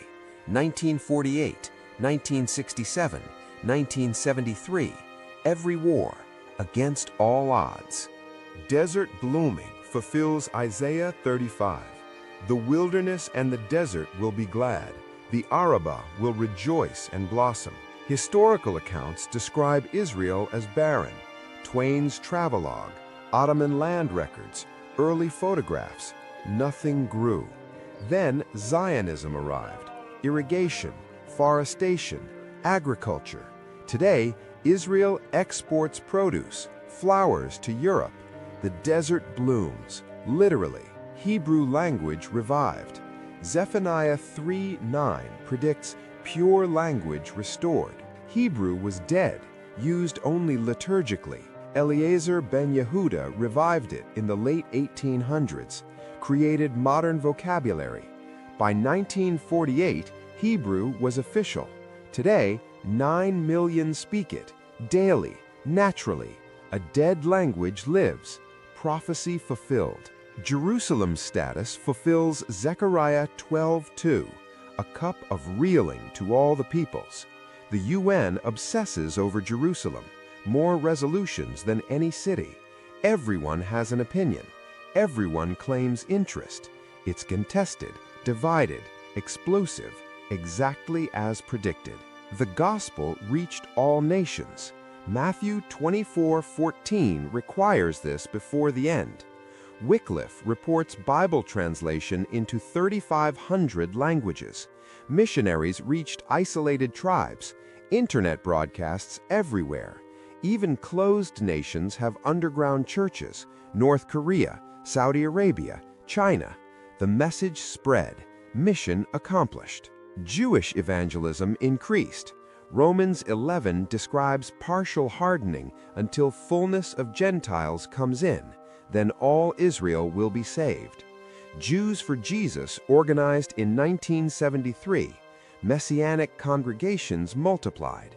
Jewish believers numbered in thousands by 1948, tens of thousands by 2000, hundreds of thousands by 2024.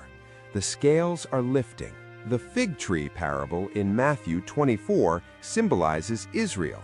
When its branch has already become tender and puts forth its leaves, you know that summer is near. Israel is the fig tree. 1948 was the budding. The generation that sees it will not pass away. Psalm 90:10 defines a generation as 70 to 80 years. 1948 plus 80 equals 2028. The window narrows. Wars and rumors of wars multiply. Russia and Ukraine, Israel and Gaza, Azerbaijan and Armenia, Ethiopia's civil war, Yemen's war, Syria's war, Sudan's conflict. Dozens of active wars simultaneously.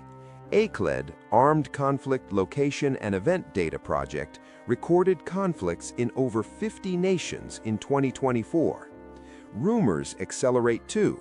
China and Taiwan, North Korea's threats, Iran's nuclear program, India-Pakistan tensions. The powder kegs are everywhere. One spark ignites multiple fronts. Global war becomes likely, not possible, likely. The peace and safety cry comes next. 1 Thessalonians 5:3 warns, while they are saying peace and safety, then destruction will come upon them suddenly. The Abraham Accords promised peace, normalization deals, economic cooperation. Everyone celebrated. Then October 7th, 2023 happened. Hamas attacked. War erupted. Peace vanished overnight. Exactly the pattern predicted. Apostasy increases. 2 Thessalonians 2 describes falling away before the end. Church attendance drops. Western Christianity declines. Europe's cathedrals become museums. America's mainline denominations lose members. Theological liberalism spreads. Biblical authority questioned. Moral relativism dominates. But persecution increases elsewhere. China arrests pastors. Nigeria's Christians face Boko Haram. Sudan's government targets believers. Iran executes converts. Revelation 6 describes martyrs under the altar, asking how long before judgment. The count grows daily. Sexual immorality normalizes. Romans 1 describes society rejecting God. Result? Sexual chaos, gender confusion, marriage redefined. Luke 17:28 compares the end times to Lot's days. Sodom's wickedness, open, celebrated, legally protected. Every Western nation recognizes same-sex marriage now. Transgender rights dominate debates. The boundary keeps moving. Scoffers increase. 2 Peter 3:3-4 predicts mockers asking, "Where is the promise of his coming?" Atheism grows. New atheism movement. Dawkins, Hitchens, Harris. Millions embrace skepticism, mock faith, demand proof, exactly as predicted. But believers face a different challenge: lukewarmness. Revelation 3 describes Laodicea, wealthy, comfortable, spiritually dead. Western churches fit perfectly.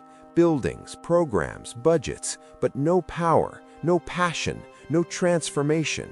The form exists, the reality doesn't. All these threads weave together: technology enabling control, natural disasters increasing, Israel central, knowledge expanding, gospel proclaimed, church declining, society degenerating, wars multiplying. None of these individually proves anything, but together, the convergence is overwhelming. It's not just that prophecies are fulfilling, it's the acceleration, the compression, events that should take decades happening in months, changes that should take generations happening in years. The pace is breathtaking, unsustainable, building towards something. Revelation describes seals breaking, judgments released, one after another, faster and faster. The four horsemen ride: conquest, war, famine, death. They're not future, they're present, riding now, gathering speed. The convergence creates a perfect storm, all systems stressed, all tensions maximized, all prophecies aligning. It's not coincidence, probability forbids it. The mathematical odds of this many specific predictions fulfilling simultaneously by chance are astronomical, trillions to one. Either the prophecies are true and we're watching them fulfill, or reality is conspiring to fake prophetic fulfillment perfectly. Which requires more faith, believing ancient prophets saw the future, or believing blind chance created this exact alignment? The evidence points one direction. The convergence is real, the acceleration is measurable, the alignment is precise, and the next phase is approaching. The seals keep breaking, the trumpets will sound, the bowls will pour out, each judgment worse than the last, each sign clearer than before. We're not approaching the convergence, we're in it. The prophecies aren't about to fulfill, they're fulfilling. Right now, in real time, documented, verified, undeniable. And the question isn't whether this is significant, it obviously is. The question is, what comes next? What happens when all the pieces are in position, when the final domino falls, when the sequence completes? Because according to the prophecies, what comes next isn't gradual, it's sudden. Every prophecy interpretation faces scrutiny. Skeptics point to history's graveyard of failed predictions. They're not wrong to be cautious. In 1988, a booklet predicted the rapture that September. 88 reasons, all compelling, all wrong. The year 2000 brought similar certainty. Computer crashes would trigger chaos. Prophecy fulfillment seemed inevitable. Neither happened.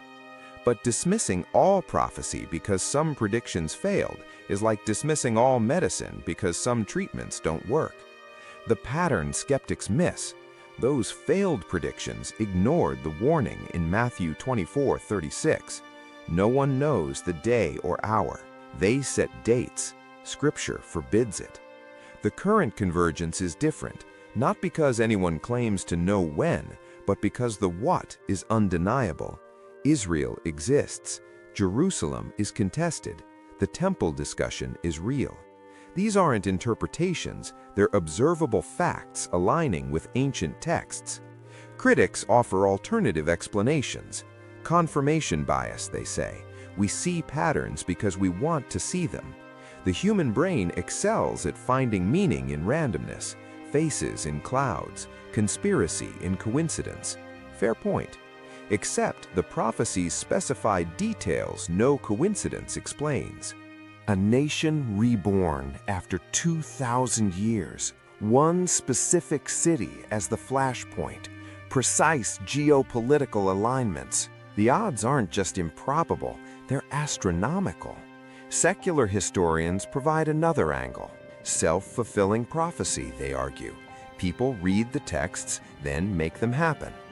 Israel was established because Zionists read prophecy and acted on it. The temple movement exists because believers want to fulfill Scripture. This sounds logical until you examine who's making what happen. Did Christians and Jews orchestrate Iran's rise? Did prophecy believers engineer Russian-Turkish alliances? Did they cause the earthquakes, control the technology that enables global surveillance? The pattern extends beyond any group's ability to manufacture. Some point to previous eras that seemed prophetic. The Crusades felt apocalyptic to those living through them. The Black Death seemed like divine judgment. World wars reshaped the map. Each generation thinks it's the final one. See, skeptics say, people always think this. They're always wrong. But previous generations lacked something crucial. Israel didn't exist. Jerusalem wasn't contested by the whole world. The temple wasn't part of any serious discussion. Technology couldn't fulfill the mark of the beast. One world government was impossible without global communication. The stage wasn't set. Now it is. Psychologists explain prophecy belief through cognitive mechanisms, pattern seeking, motivated reasoning, existential anxiety seeking narrative. These explanations have merit for individual cases. They don't explain collective historical movements across millennia pointing toward the same outcome. The rationalist position seems bulletproof until you press on specific details. How did Ezekiel describe Israel's rebirth using the exact metaphor of dry bones coming to life? How did Daniel sequence empires that wouldn't exist for centuries?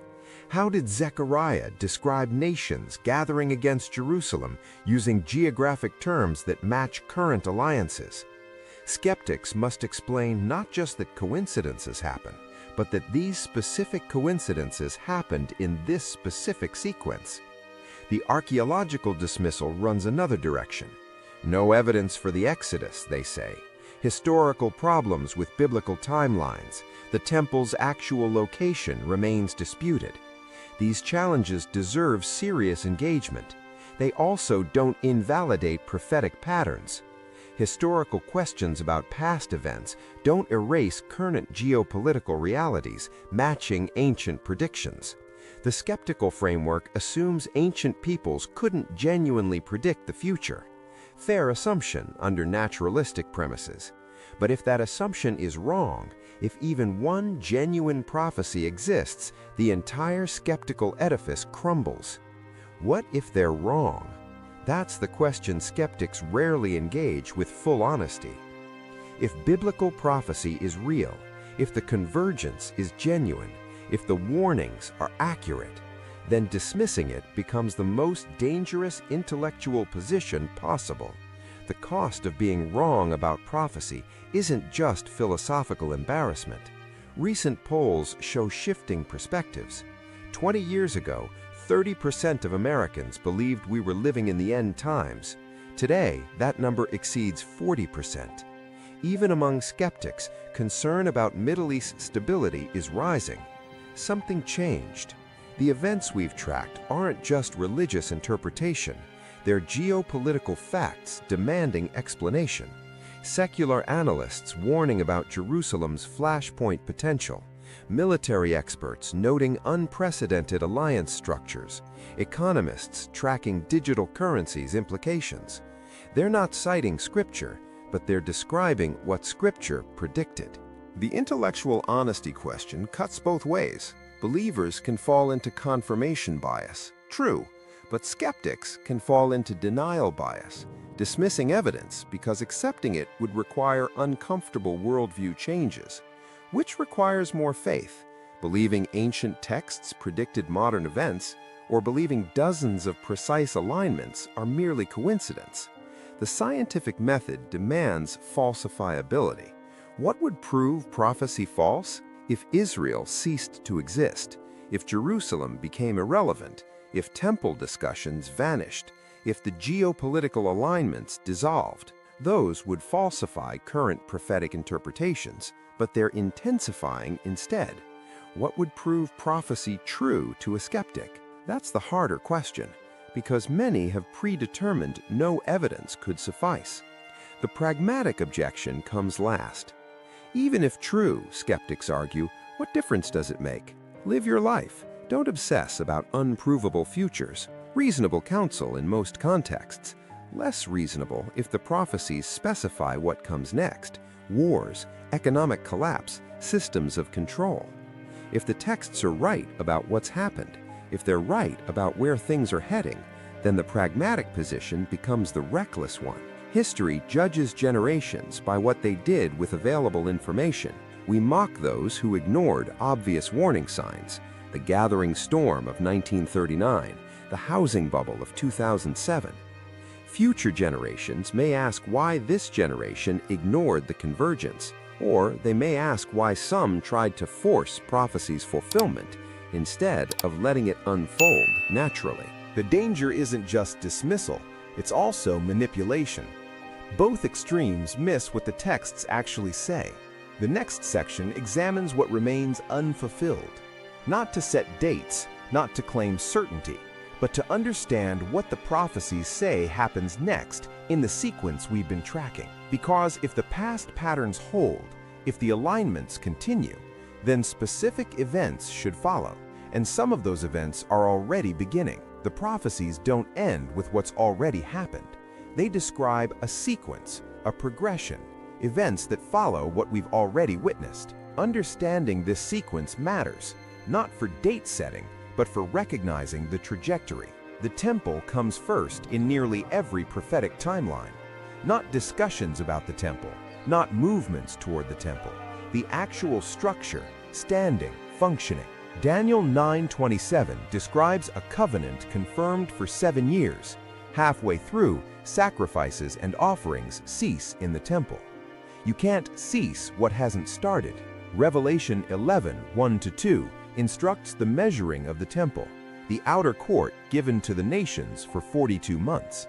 These passages assume the temple exists. Current architectural plans are complete, priestly garments manufactured, vessels constructed, red heifers identified and quarantined. The question isn't if preparations are underway, they demonstrably are. The question is what triggers construction approval. 3 scenarios dominate scholarly discussion. Scenario 1, a peace agreement that includes temple access, the covenant with many from Daniel. Recent Abraham Accords created precedent for unexpected Middle East agreements. Israel normalized relations with nations that had rejected recognition for decades. A similar breakthrough regarding Jerusalem and the Temple Mount isn't geopolitically impossible. Scenario 2. Crisis creates opportunity. War, earthquake, or political upheaval changes the status quo. The Temple Mount's current administration could collapse. New realities could emerge from chaos. History shows territorial control often shifts during instability. Scenario 3. Technological solution. Virtual or parallel worship that satisfies prophetic requirements without physical displacement. This sounds far-fetched until you consider how much religious practice moved online during 2020's lockdowns. Prophetic language may not require what modern readers assume, but the texts suggest physical reality. Sacrifices require altars. Measuring requires structure. The abomination that causes desolation stands in the holy place, physical space, physical temple. Once established, the prophetic sequence accelerates. 3.5 years, 42 months, 1,260 days. These identical time frames appear repeatedly. Daniel, Revelation. They describe the first half of the final 7-year period. During this time, the texts suggest relative peace. The covenant holds, the temple functions. Then comes the midpoint event. the abomination of desolation. Jesus referenced it in Matthew 24:15, told readers to understand Daniel's prophecy about it. Something or someone enters the holy place, claims divine authority, stops the sacrifices. Paul's second letter to Thessalonica adds detail, the man of lawlessness revealed, exalting himself above everything called God, sitting in God's temple, proclaiming himself God. This isn't metaphorical language. The texts describe specific actions in specific locations. If the first half brought relative stability, the second half brings tribulation. The mark comes during this second period. Revelation 13 describes it clearly, a mark on right hand or forehead, required for buying or selling. Without it, economic participation becomes impossible. Technology now exists to implement this. Wasn't true in any previous generation. Biometric identification, digital currencies, social credit systems already functioning in some nations. The infrastructure is built, the precedent established. The prophetic requirement? Worship of the beast's image as condition for receiving the mark. Economic pressure, forcing religious compliance. Current trends point toward this convergence. Cash is disappearing. Digital transactions dominate. Central bank digital currencies are being tested globally. China's system links financial access to behavioral compliance. The model exists. Scale it globally, add religious component during crisis. The mechanism is no longer theoretical. Geopolitical alignments shift during this period. Ezekiel 38 describes a coalition attacking Israel. Nations from the far north, Persia, Libya, Sudan. These ancient names map to modern countries, Russia, Iran, African nations in current alliance discussions. The attack comes when Israel dwells securely. Controversial interpretation.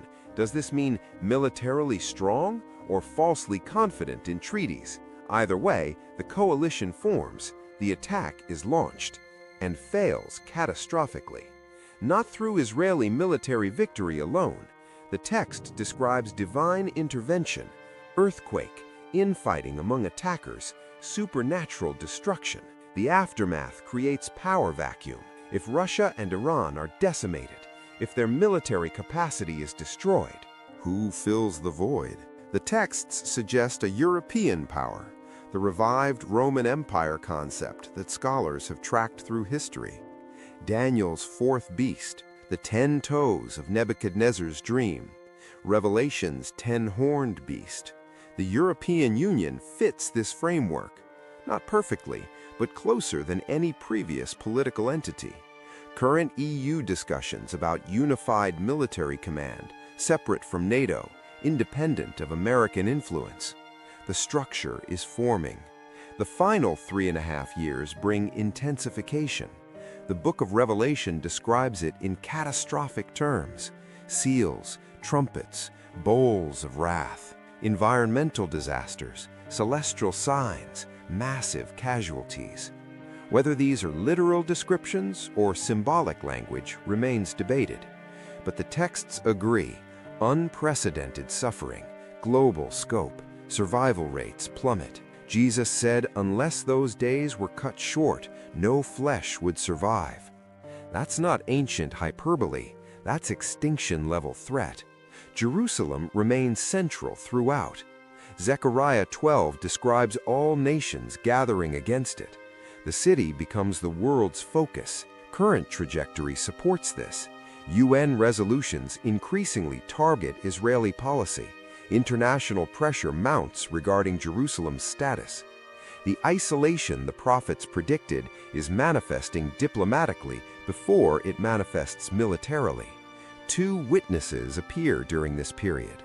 Revelation 11 describes them, prophesying 1,260 days, possessing supernatural power. They're killed. Bodies lie in Jerusalem's streets for 3 days. The world celebrates. Then they resurrect, ascend to heaven while enemies watch. Symbolic? Literal? The text presents it as observable event with global audience.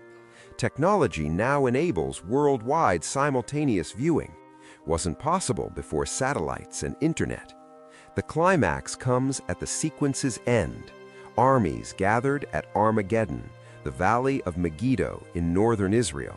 Not a single battle, a campaign, multiple engagements leading to final confrontation. Christ returns, not secretly, not spiritually, physically, visibly, with undeniable power. Every eye sees, friend and enemy alike. The kingdoms of this world become his kingdom. That's where the prophetic sequence leads. Not gradually, not through human improvement, through crisis, through judgment, through divine intervention. The question facing this generation is positioning, not whether you can stop it.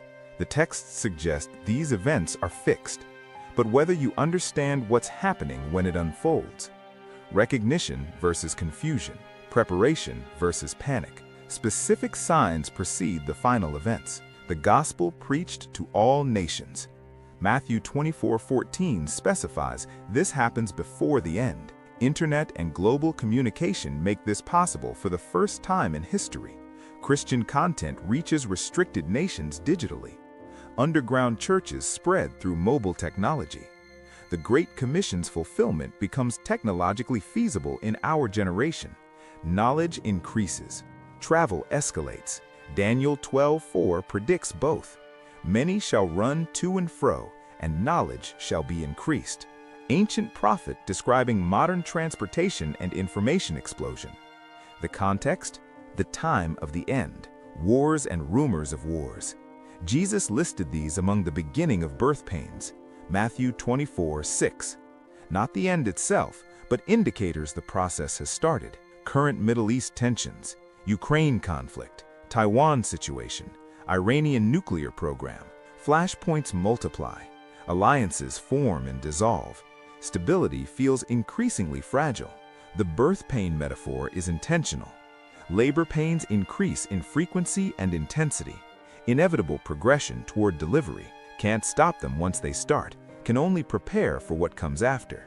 The texts suggest humanity is in labor, the old world ending, the new world coming.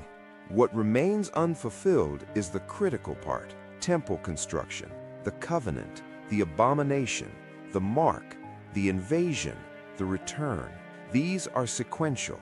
Each enables the next. We're watching the stage setting, the actors taking positions. The next major domino to fall is likely the temple. Everything else flows from that event. Once it stands, the prophetic clock starts ticking with precision. 3.5 years to the midpoint, 3.5 years to the end, 7 years total, just as Daniel predicted. Some of these events could begin this decade, not because anyone knows the day or hour, but because the convergence is so advanced. The geopolitical pieces are positioned, the technology exists, the alliances are forming. The question isn't if the sequence continues, it's how quickly the next pieces fall. This isn't where the story ends, it's where your awareness begins. Everything documented in this investigation, the prophecies, the alignments, the convergence, points toward acceleration, not gradual change, rapid escalation. You've seen the evidence: Israel's existence against impossible odds, Jerusalem's status as global flashpoint, the Temple Mount discussions intensifying, geopolitical alliances matching ancient predictions, technology enabling prophetic mechanisms, the timeline compressing. These aren't interpretations requiring faith to accept. They're observable facts requiring explanation. The skeptical explanations don't hold. Too many specific details, too many precise alignments, too many previous impossibilities, now functioning realities. Coincidence theory collapses under the weight of accumulated evidence. Pattern recognition becomes pattern reality. But here's what matters more than being right about prophecy: what you do with this information. The texts don't describe these events merely to satisfy curiosity about the future. They warn, they prepare, They offer choice. Every prophetic warning contains implicit mercy.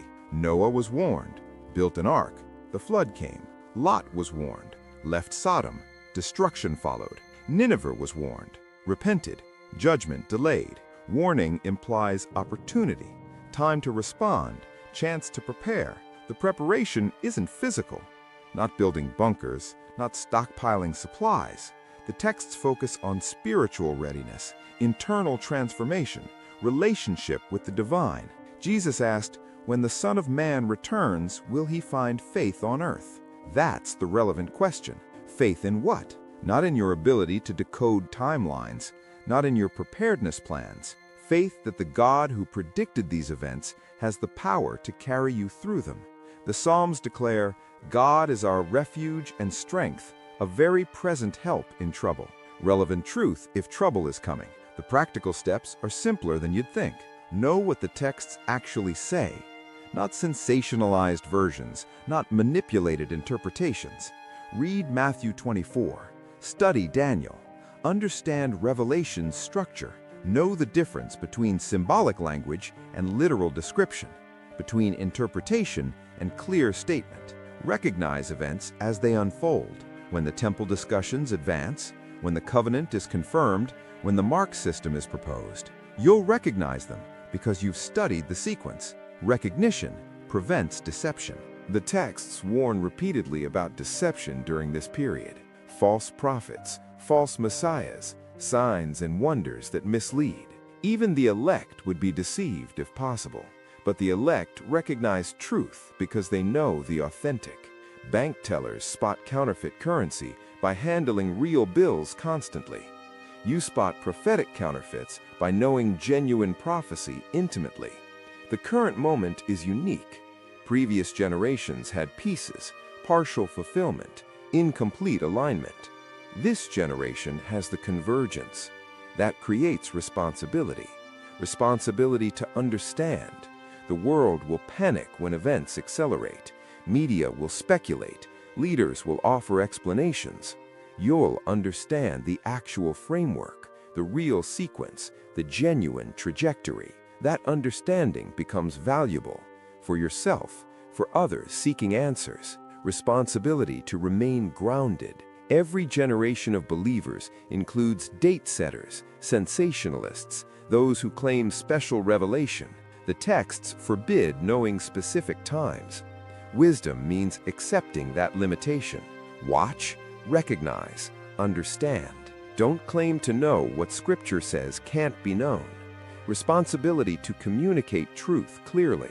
Friends and family will have questions when events match predictions. Your ability to explain without hysteria becomes crucial. The message isn't fear, it's hope. Hope that the same God who predicted chaos also promises redemption.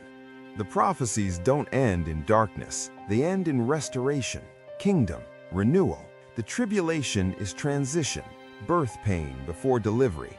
The texts describe what comes after: new heaven, new earth, dwelling of God with humanity, tears wiped away, death destroyed, pain eliminated. That's the actual ending, not the tribulation, not the judgment. The question facing each person is simple. Which side of that ending do you want to be on?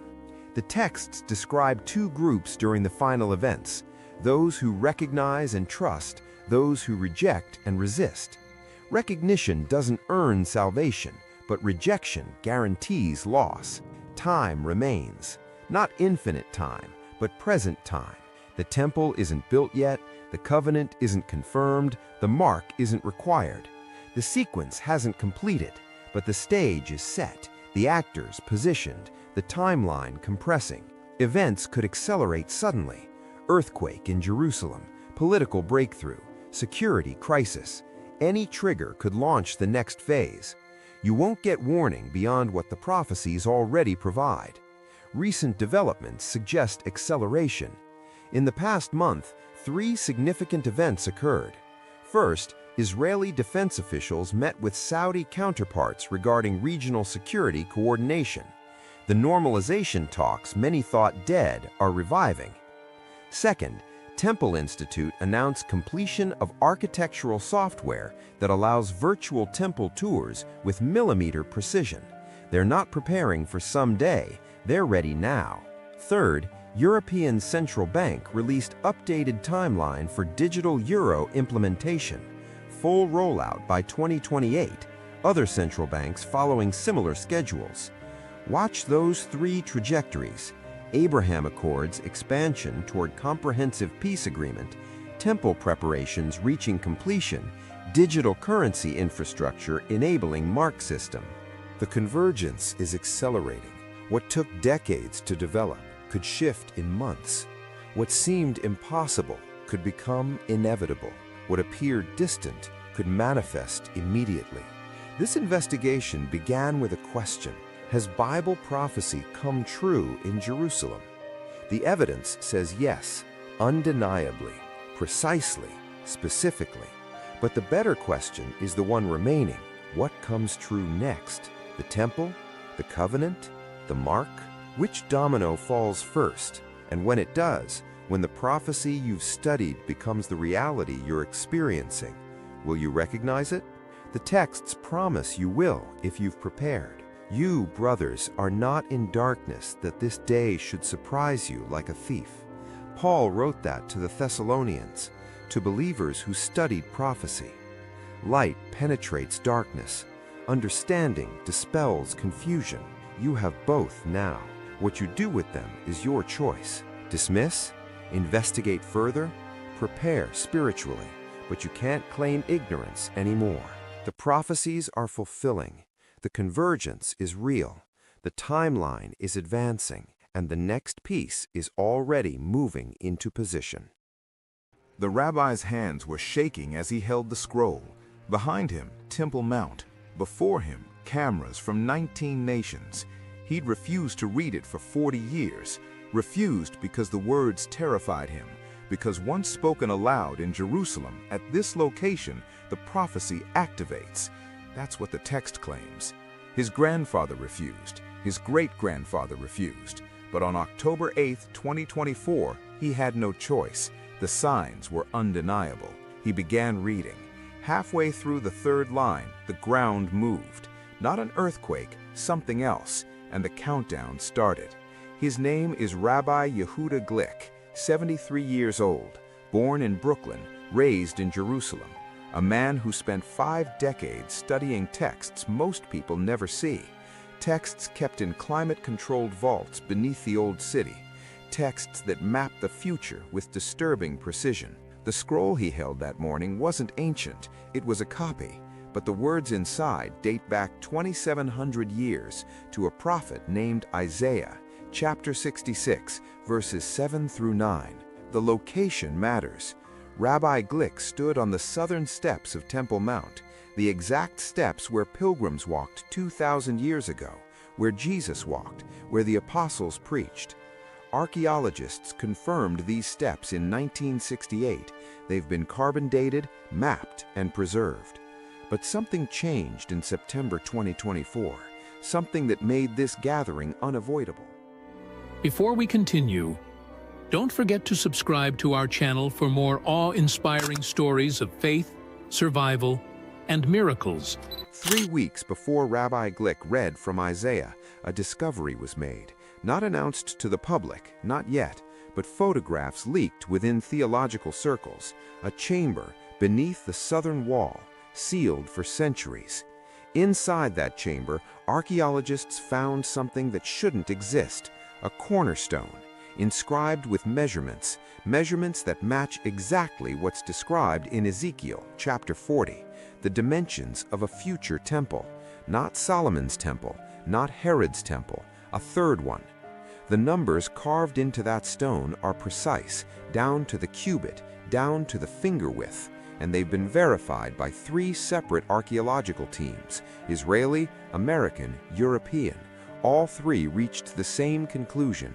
This stone was placed there intentionally, hidden, waiting. The inscription includes a date marker, not in modern calendar terms, in the Hebrew calendar. And when converted, that date is October 8, 2024.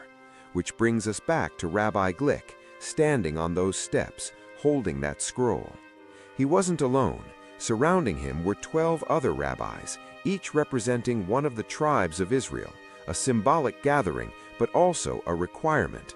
According to the text in Numbers chapter 1, certain prophetic readings require representation from all 12 tribes.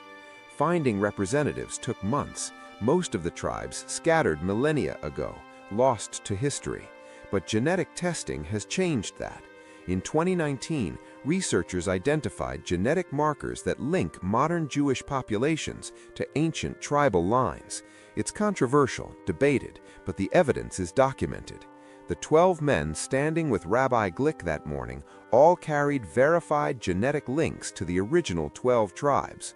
This wasn't a publicity stunt. Media wasn't invited, yet somehow cameras were there.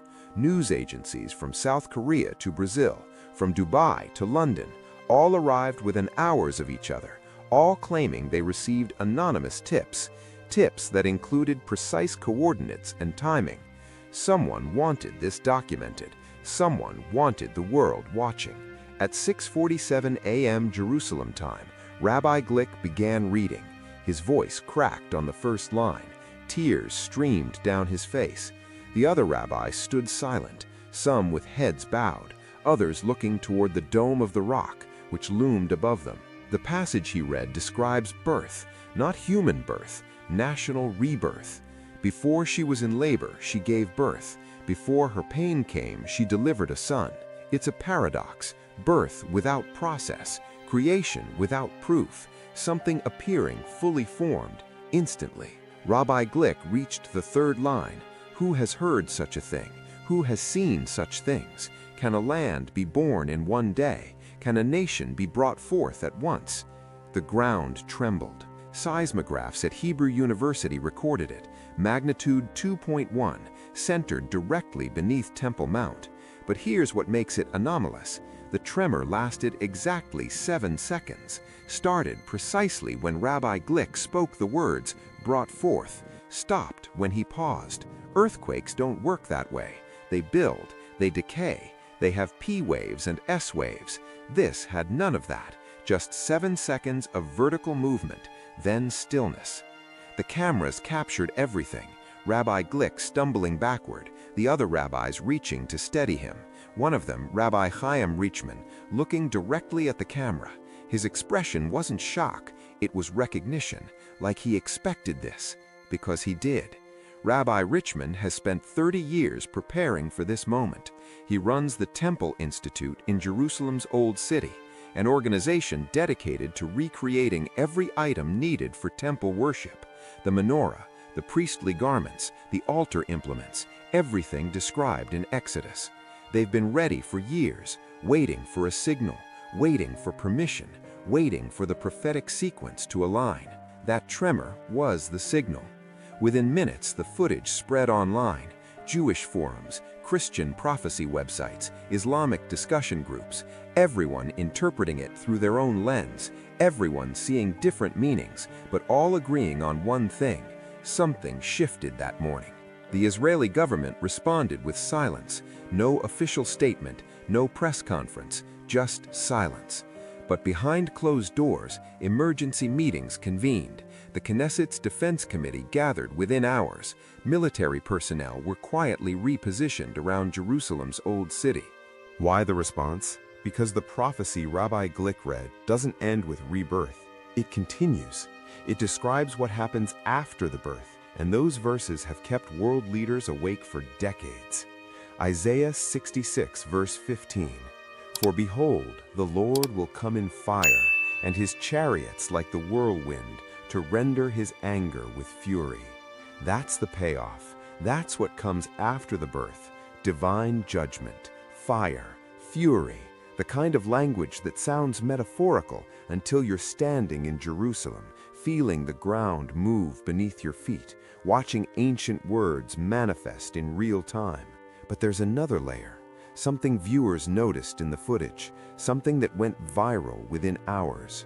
In the background, behind Rabbi Glick, visible through the morning haze, stands the Dome of the Rock, Islam's third holiest site.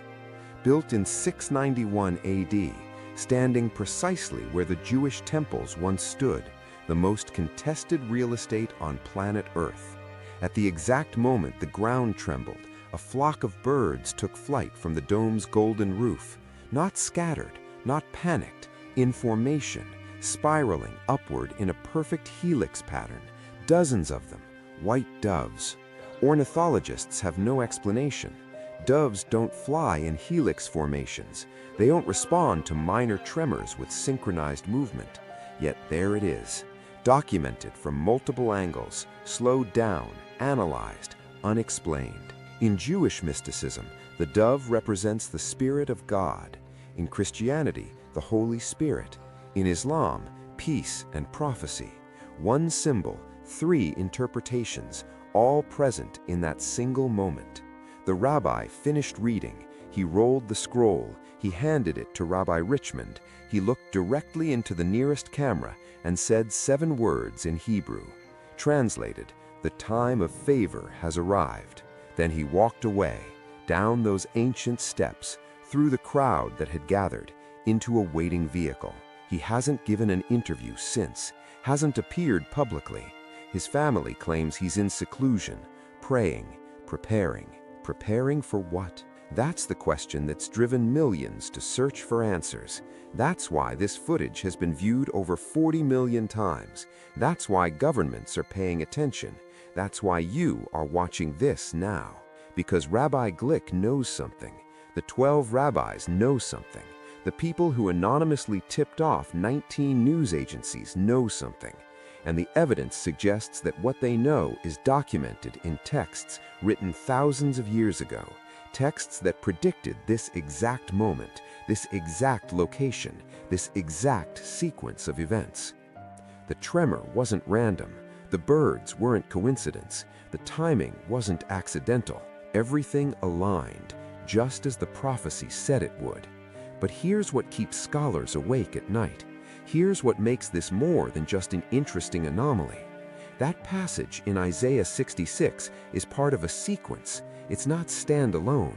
It's connected to dozens of other prophecies, prophecies that describe what comes next, step by step, event by event. And if this was the fulfillment of Isaiah 66, verses 7 through 9, then the next prophetic marker is already in motion, already unfolding. The text is specific about timing, about sequence, about the gap between events. According to the pattern, the next sign should appear within 40 days of the first. October 8th plus 40 days is November 17th, 2024. Something happened on November 17th, something that sent ripples through intelligence agencies worldwide, something that confirmed the pattern, something that proves this isn't over. It's accelerating. The prophecies didn't start with Isaiah. They started much earlier, in a desert, with a man named Moses, around 1400 BC. Deuteronomy chapter 30. Moses is dying. He's gathered the Israelites for final instructions. He tells them something strange. He says they'll be scattered across the earth, driven from their land, persecuted among nations. But then he says something stranger. The Lord your God will restore your fortunes and have compassion on you. He will gather you again from all the peoples where he has scattered you. Moses predicts exile. Then he predicts return. Not just any return, a supernatural gathering from every nation back to one land. For 2,500 years this seemed impossible. The Jewish people were dispersed, scattered after Babylon destroyed Jerusalem in 583 BC, scattered again after Rome destroyed the Second Temple in 70 AD. By the Middle Ages, Jewish communities existed in 100 countries. The odds of regathering seemed astronomical. Then 1948 happened. Israel became a nation again, in one day, just as Isaiah 66 described. A land born in 24 hours, May 14th, 1948. But the prophecies didn't stop there. They went deeper, more specific, more unsettling. Ezekiel chapter 37 describes dry bones coming to life, a valley of death becoming an army. For centuries, scholars debated the meaning. Was it metaphor, spiritual resurrection, national revival? Then, survivors emerged from the Holocaust, 6 million dead, a people nearly extinct, and within 3 years they had a homeland, a military, a government, dry bones reassembled just as Ezekiel saw it. But Ezekiel didn't stop at chapter 37. He continued writing. Chapters 38 and 39 describe something else, a future war, nations surrounding Israel. Names are given: Gog, Magog, Persia, Cush, Put, Gomer, Beth Togarmah. Ancient names, but scholars have mapped them. Gog and Magog correspond to the region north of Israel, modern-day Russia and Turkey. Persia is Iran. Cush is Sudan and Ethiopia. Put is Libya. Gomer is eastern Turkey. Beth Togarmah is Armenia and the Caucasus region. Every nation Ezekiel named now surrounds Israel. Every one has experienced political upheaval in the past decade. Every one has expressed hostility toward Israel publicly. The alignment is precise, geographically, politically, militarily. Ezekiel 38, verse 8 provides timing. After many days you will be summoned.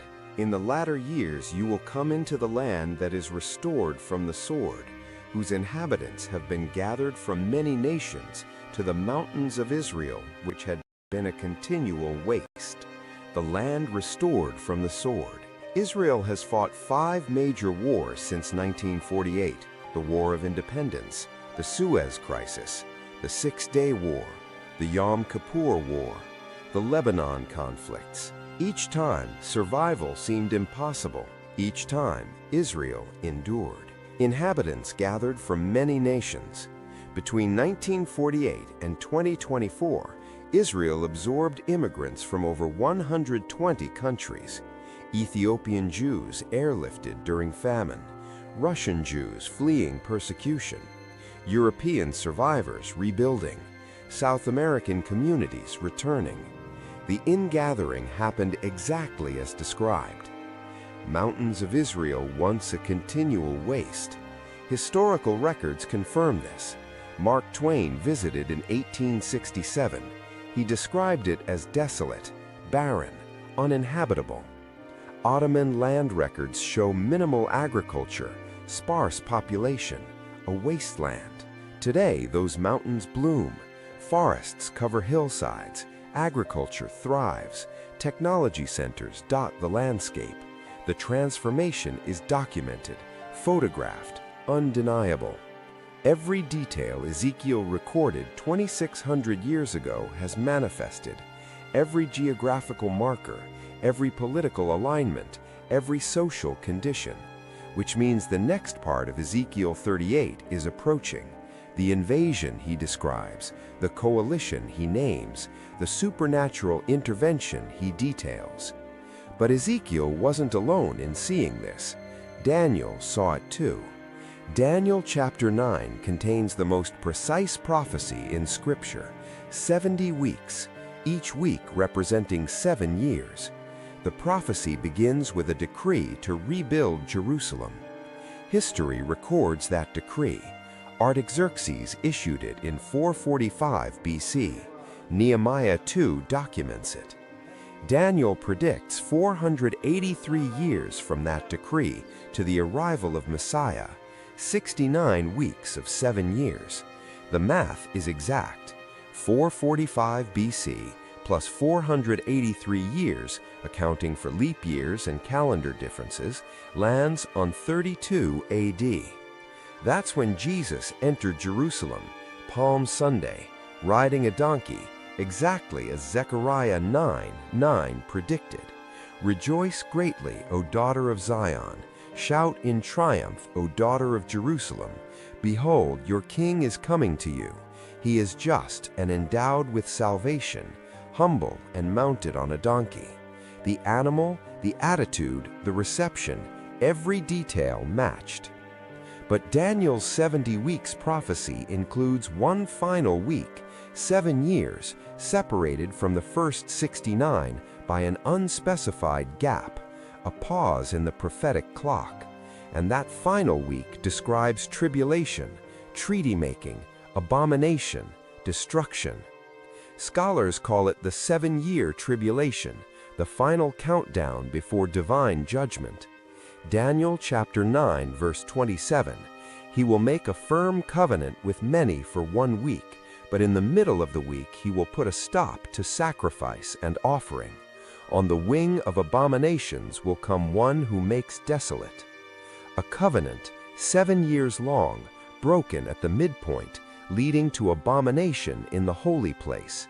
This requires a temple, a functioning temple, with sacrifices, with offerings, with priesthood. Israel hasn't had a temple since 70 AD, but the preparations are complete. The Temple Institute has every item ready. Priests have been trained, garments have been woven, a red heifer has been born and certified according to Numbers 19. That red heifer detail matters. Mosaic law requires a red heifer without blemish for purification rituals. For 2,000 years, no qualified heifer existed. Then, in September 2022, 5 were born in Israel. By 2024, 1 met every requirement. Completely red, no white hairs, never worked, never yoked. The red heifer was 3 years old on September 10, 2024, the age when it becomes eligible for sacrifice. According to Jewish tradition, this purification must happen before temple service can resume. Everything is ready: the priests, the implements, the heifer. Only one obstacle remains. The dome of the rock sits where the temple must be built. Which brings us back to Rabbi Glick, standing on those steps, reading from Isaiah, feeling the ground move. Because the prophecies converge here. Ezekiel's temple vision, Daniel's covenant timeline, Isaiah's sudden birth, Zechariah's detailed descriptions, all pointing to the same location, the same moment, the same sequence. Zechariah chapter 12 describes Jerusalem becoming a burden to all nations. "I am going to make Jerusalem a cup that causes reeling to all the peoples around. And when the siege is against Jerusalem, it will also be against Judah. It will come about in that day that I will make Jerusalem a heavy stone for all the peoples." The United Nations has passed more resolutions about Jerusalem than any other city. The international community refuses to recognize it as Israel's capital. Peace negotiations have centered on Jerusalem for decades. The city is contested by 3 major religions, claimed by 2 governments. Jerusalem is exactly what Zechariah predicted: a heavy stone, a burden, a flashpoint. Zechariah continues, chapter 14, verse 4. "In that day his feet will stand on the Mount of Olives, which is in front of Jerusalem on the east, and the Mount of Olives will be split in its middle from east to west by a very large valley." Geologists have confirmed a fault line runs directly through the Mount of Olives, east to west, a massive rift waiting to rupture. The geological structure matches the prophetic description exactly. Jesus stood on that mountain before ascending. Acts 1:11 records angels telling his disciples, "This Jesus who has been taken up from you into heaven will come in just the same way as you have watched him go into heaven." He left from the Mount of Olives. The prophecy says he returns to the Mount of Olives. The mountain splits, a valley forms, and Jerusalem is delivered. But before that deliverance comes tribulation. Matthew 24 records Jesus describing the signs: wars, rumors of wars, earthquakes, famines, pestilence, false messiahs, gospel preached to all nations. Then the end comes. Every sign has appeared. Wars multiply, earthquakes increase in frequency, famine threatens regions, COVID-19 demonstrated global pestilence, false messiahs emerge regularly, and the gospel has reached every nation through technology, missionaries, and media. The checklist is nearly complete. Nearly, but not entirely. One sign remains unclear. Matthew 24, verse 15. Therefore, when you see the abomination of desolation which was spoken of through Daniel the prophet standing in the holy place, let the reader understand. The abomination in the holy place. This requires access to the Temple Mount. It requires some form of temple structure. It requires desecration of something sacred. And this is where the ancient texts become uncomfortable, because they describe this abomination in detail. Daniel 11, verse 31 calls it the abomination of desolation. 2 Thessalonians 2 describes someone sitting in the temple, claiming to be God.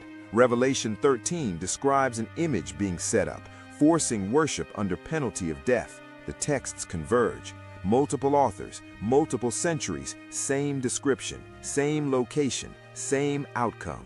And the technology to fulfill these prophecies now exists.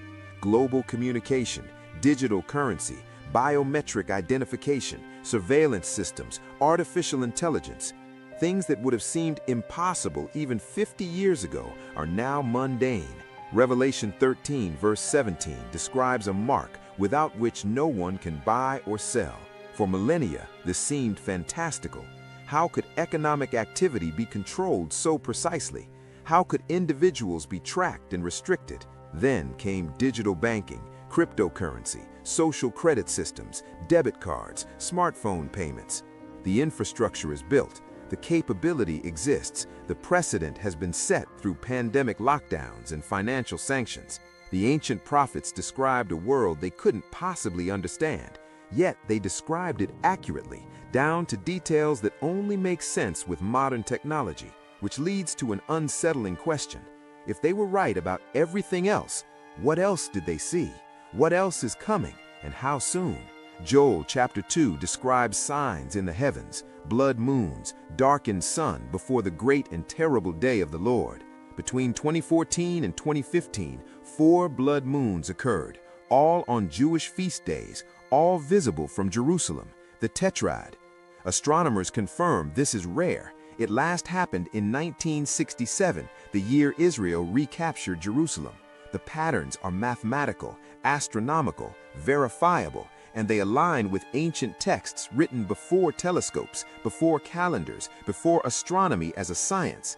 These weren't lucky guesses. They were specific predictions documented and preserved for millennia, now unfolding in sequence, one after another, building momentum, accelerating. Rabbi Glick knew these texts. He studied them his entire life. That's why his hands shook. That's why tears fell, because he knew what comes next. He recognized the pattern, he understood the sequence, and he broke his silence once. 3 days after reading on the temple steps, a leaked audio recording, 37 seconds. He says one sentence in Hebrew, translated, "The final week has begun. Prepare your hearts." Then silence again. But that sentence contains volumes. The final week, Daniel's 70th week, the 7 years, the tribulation, the countdown. If he's right, everything accelerates from here. Every remaining prophecy, every judgment, every sign, all compressed into 7 years. The clock started October 8th, 2024. Do the math. The signs didn't appear overnight. They accumulated year after year, building like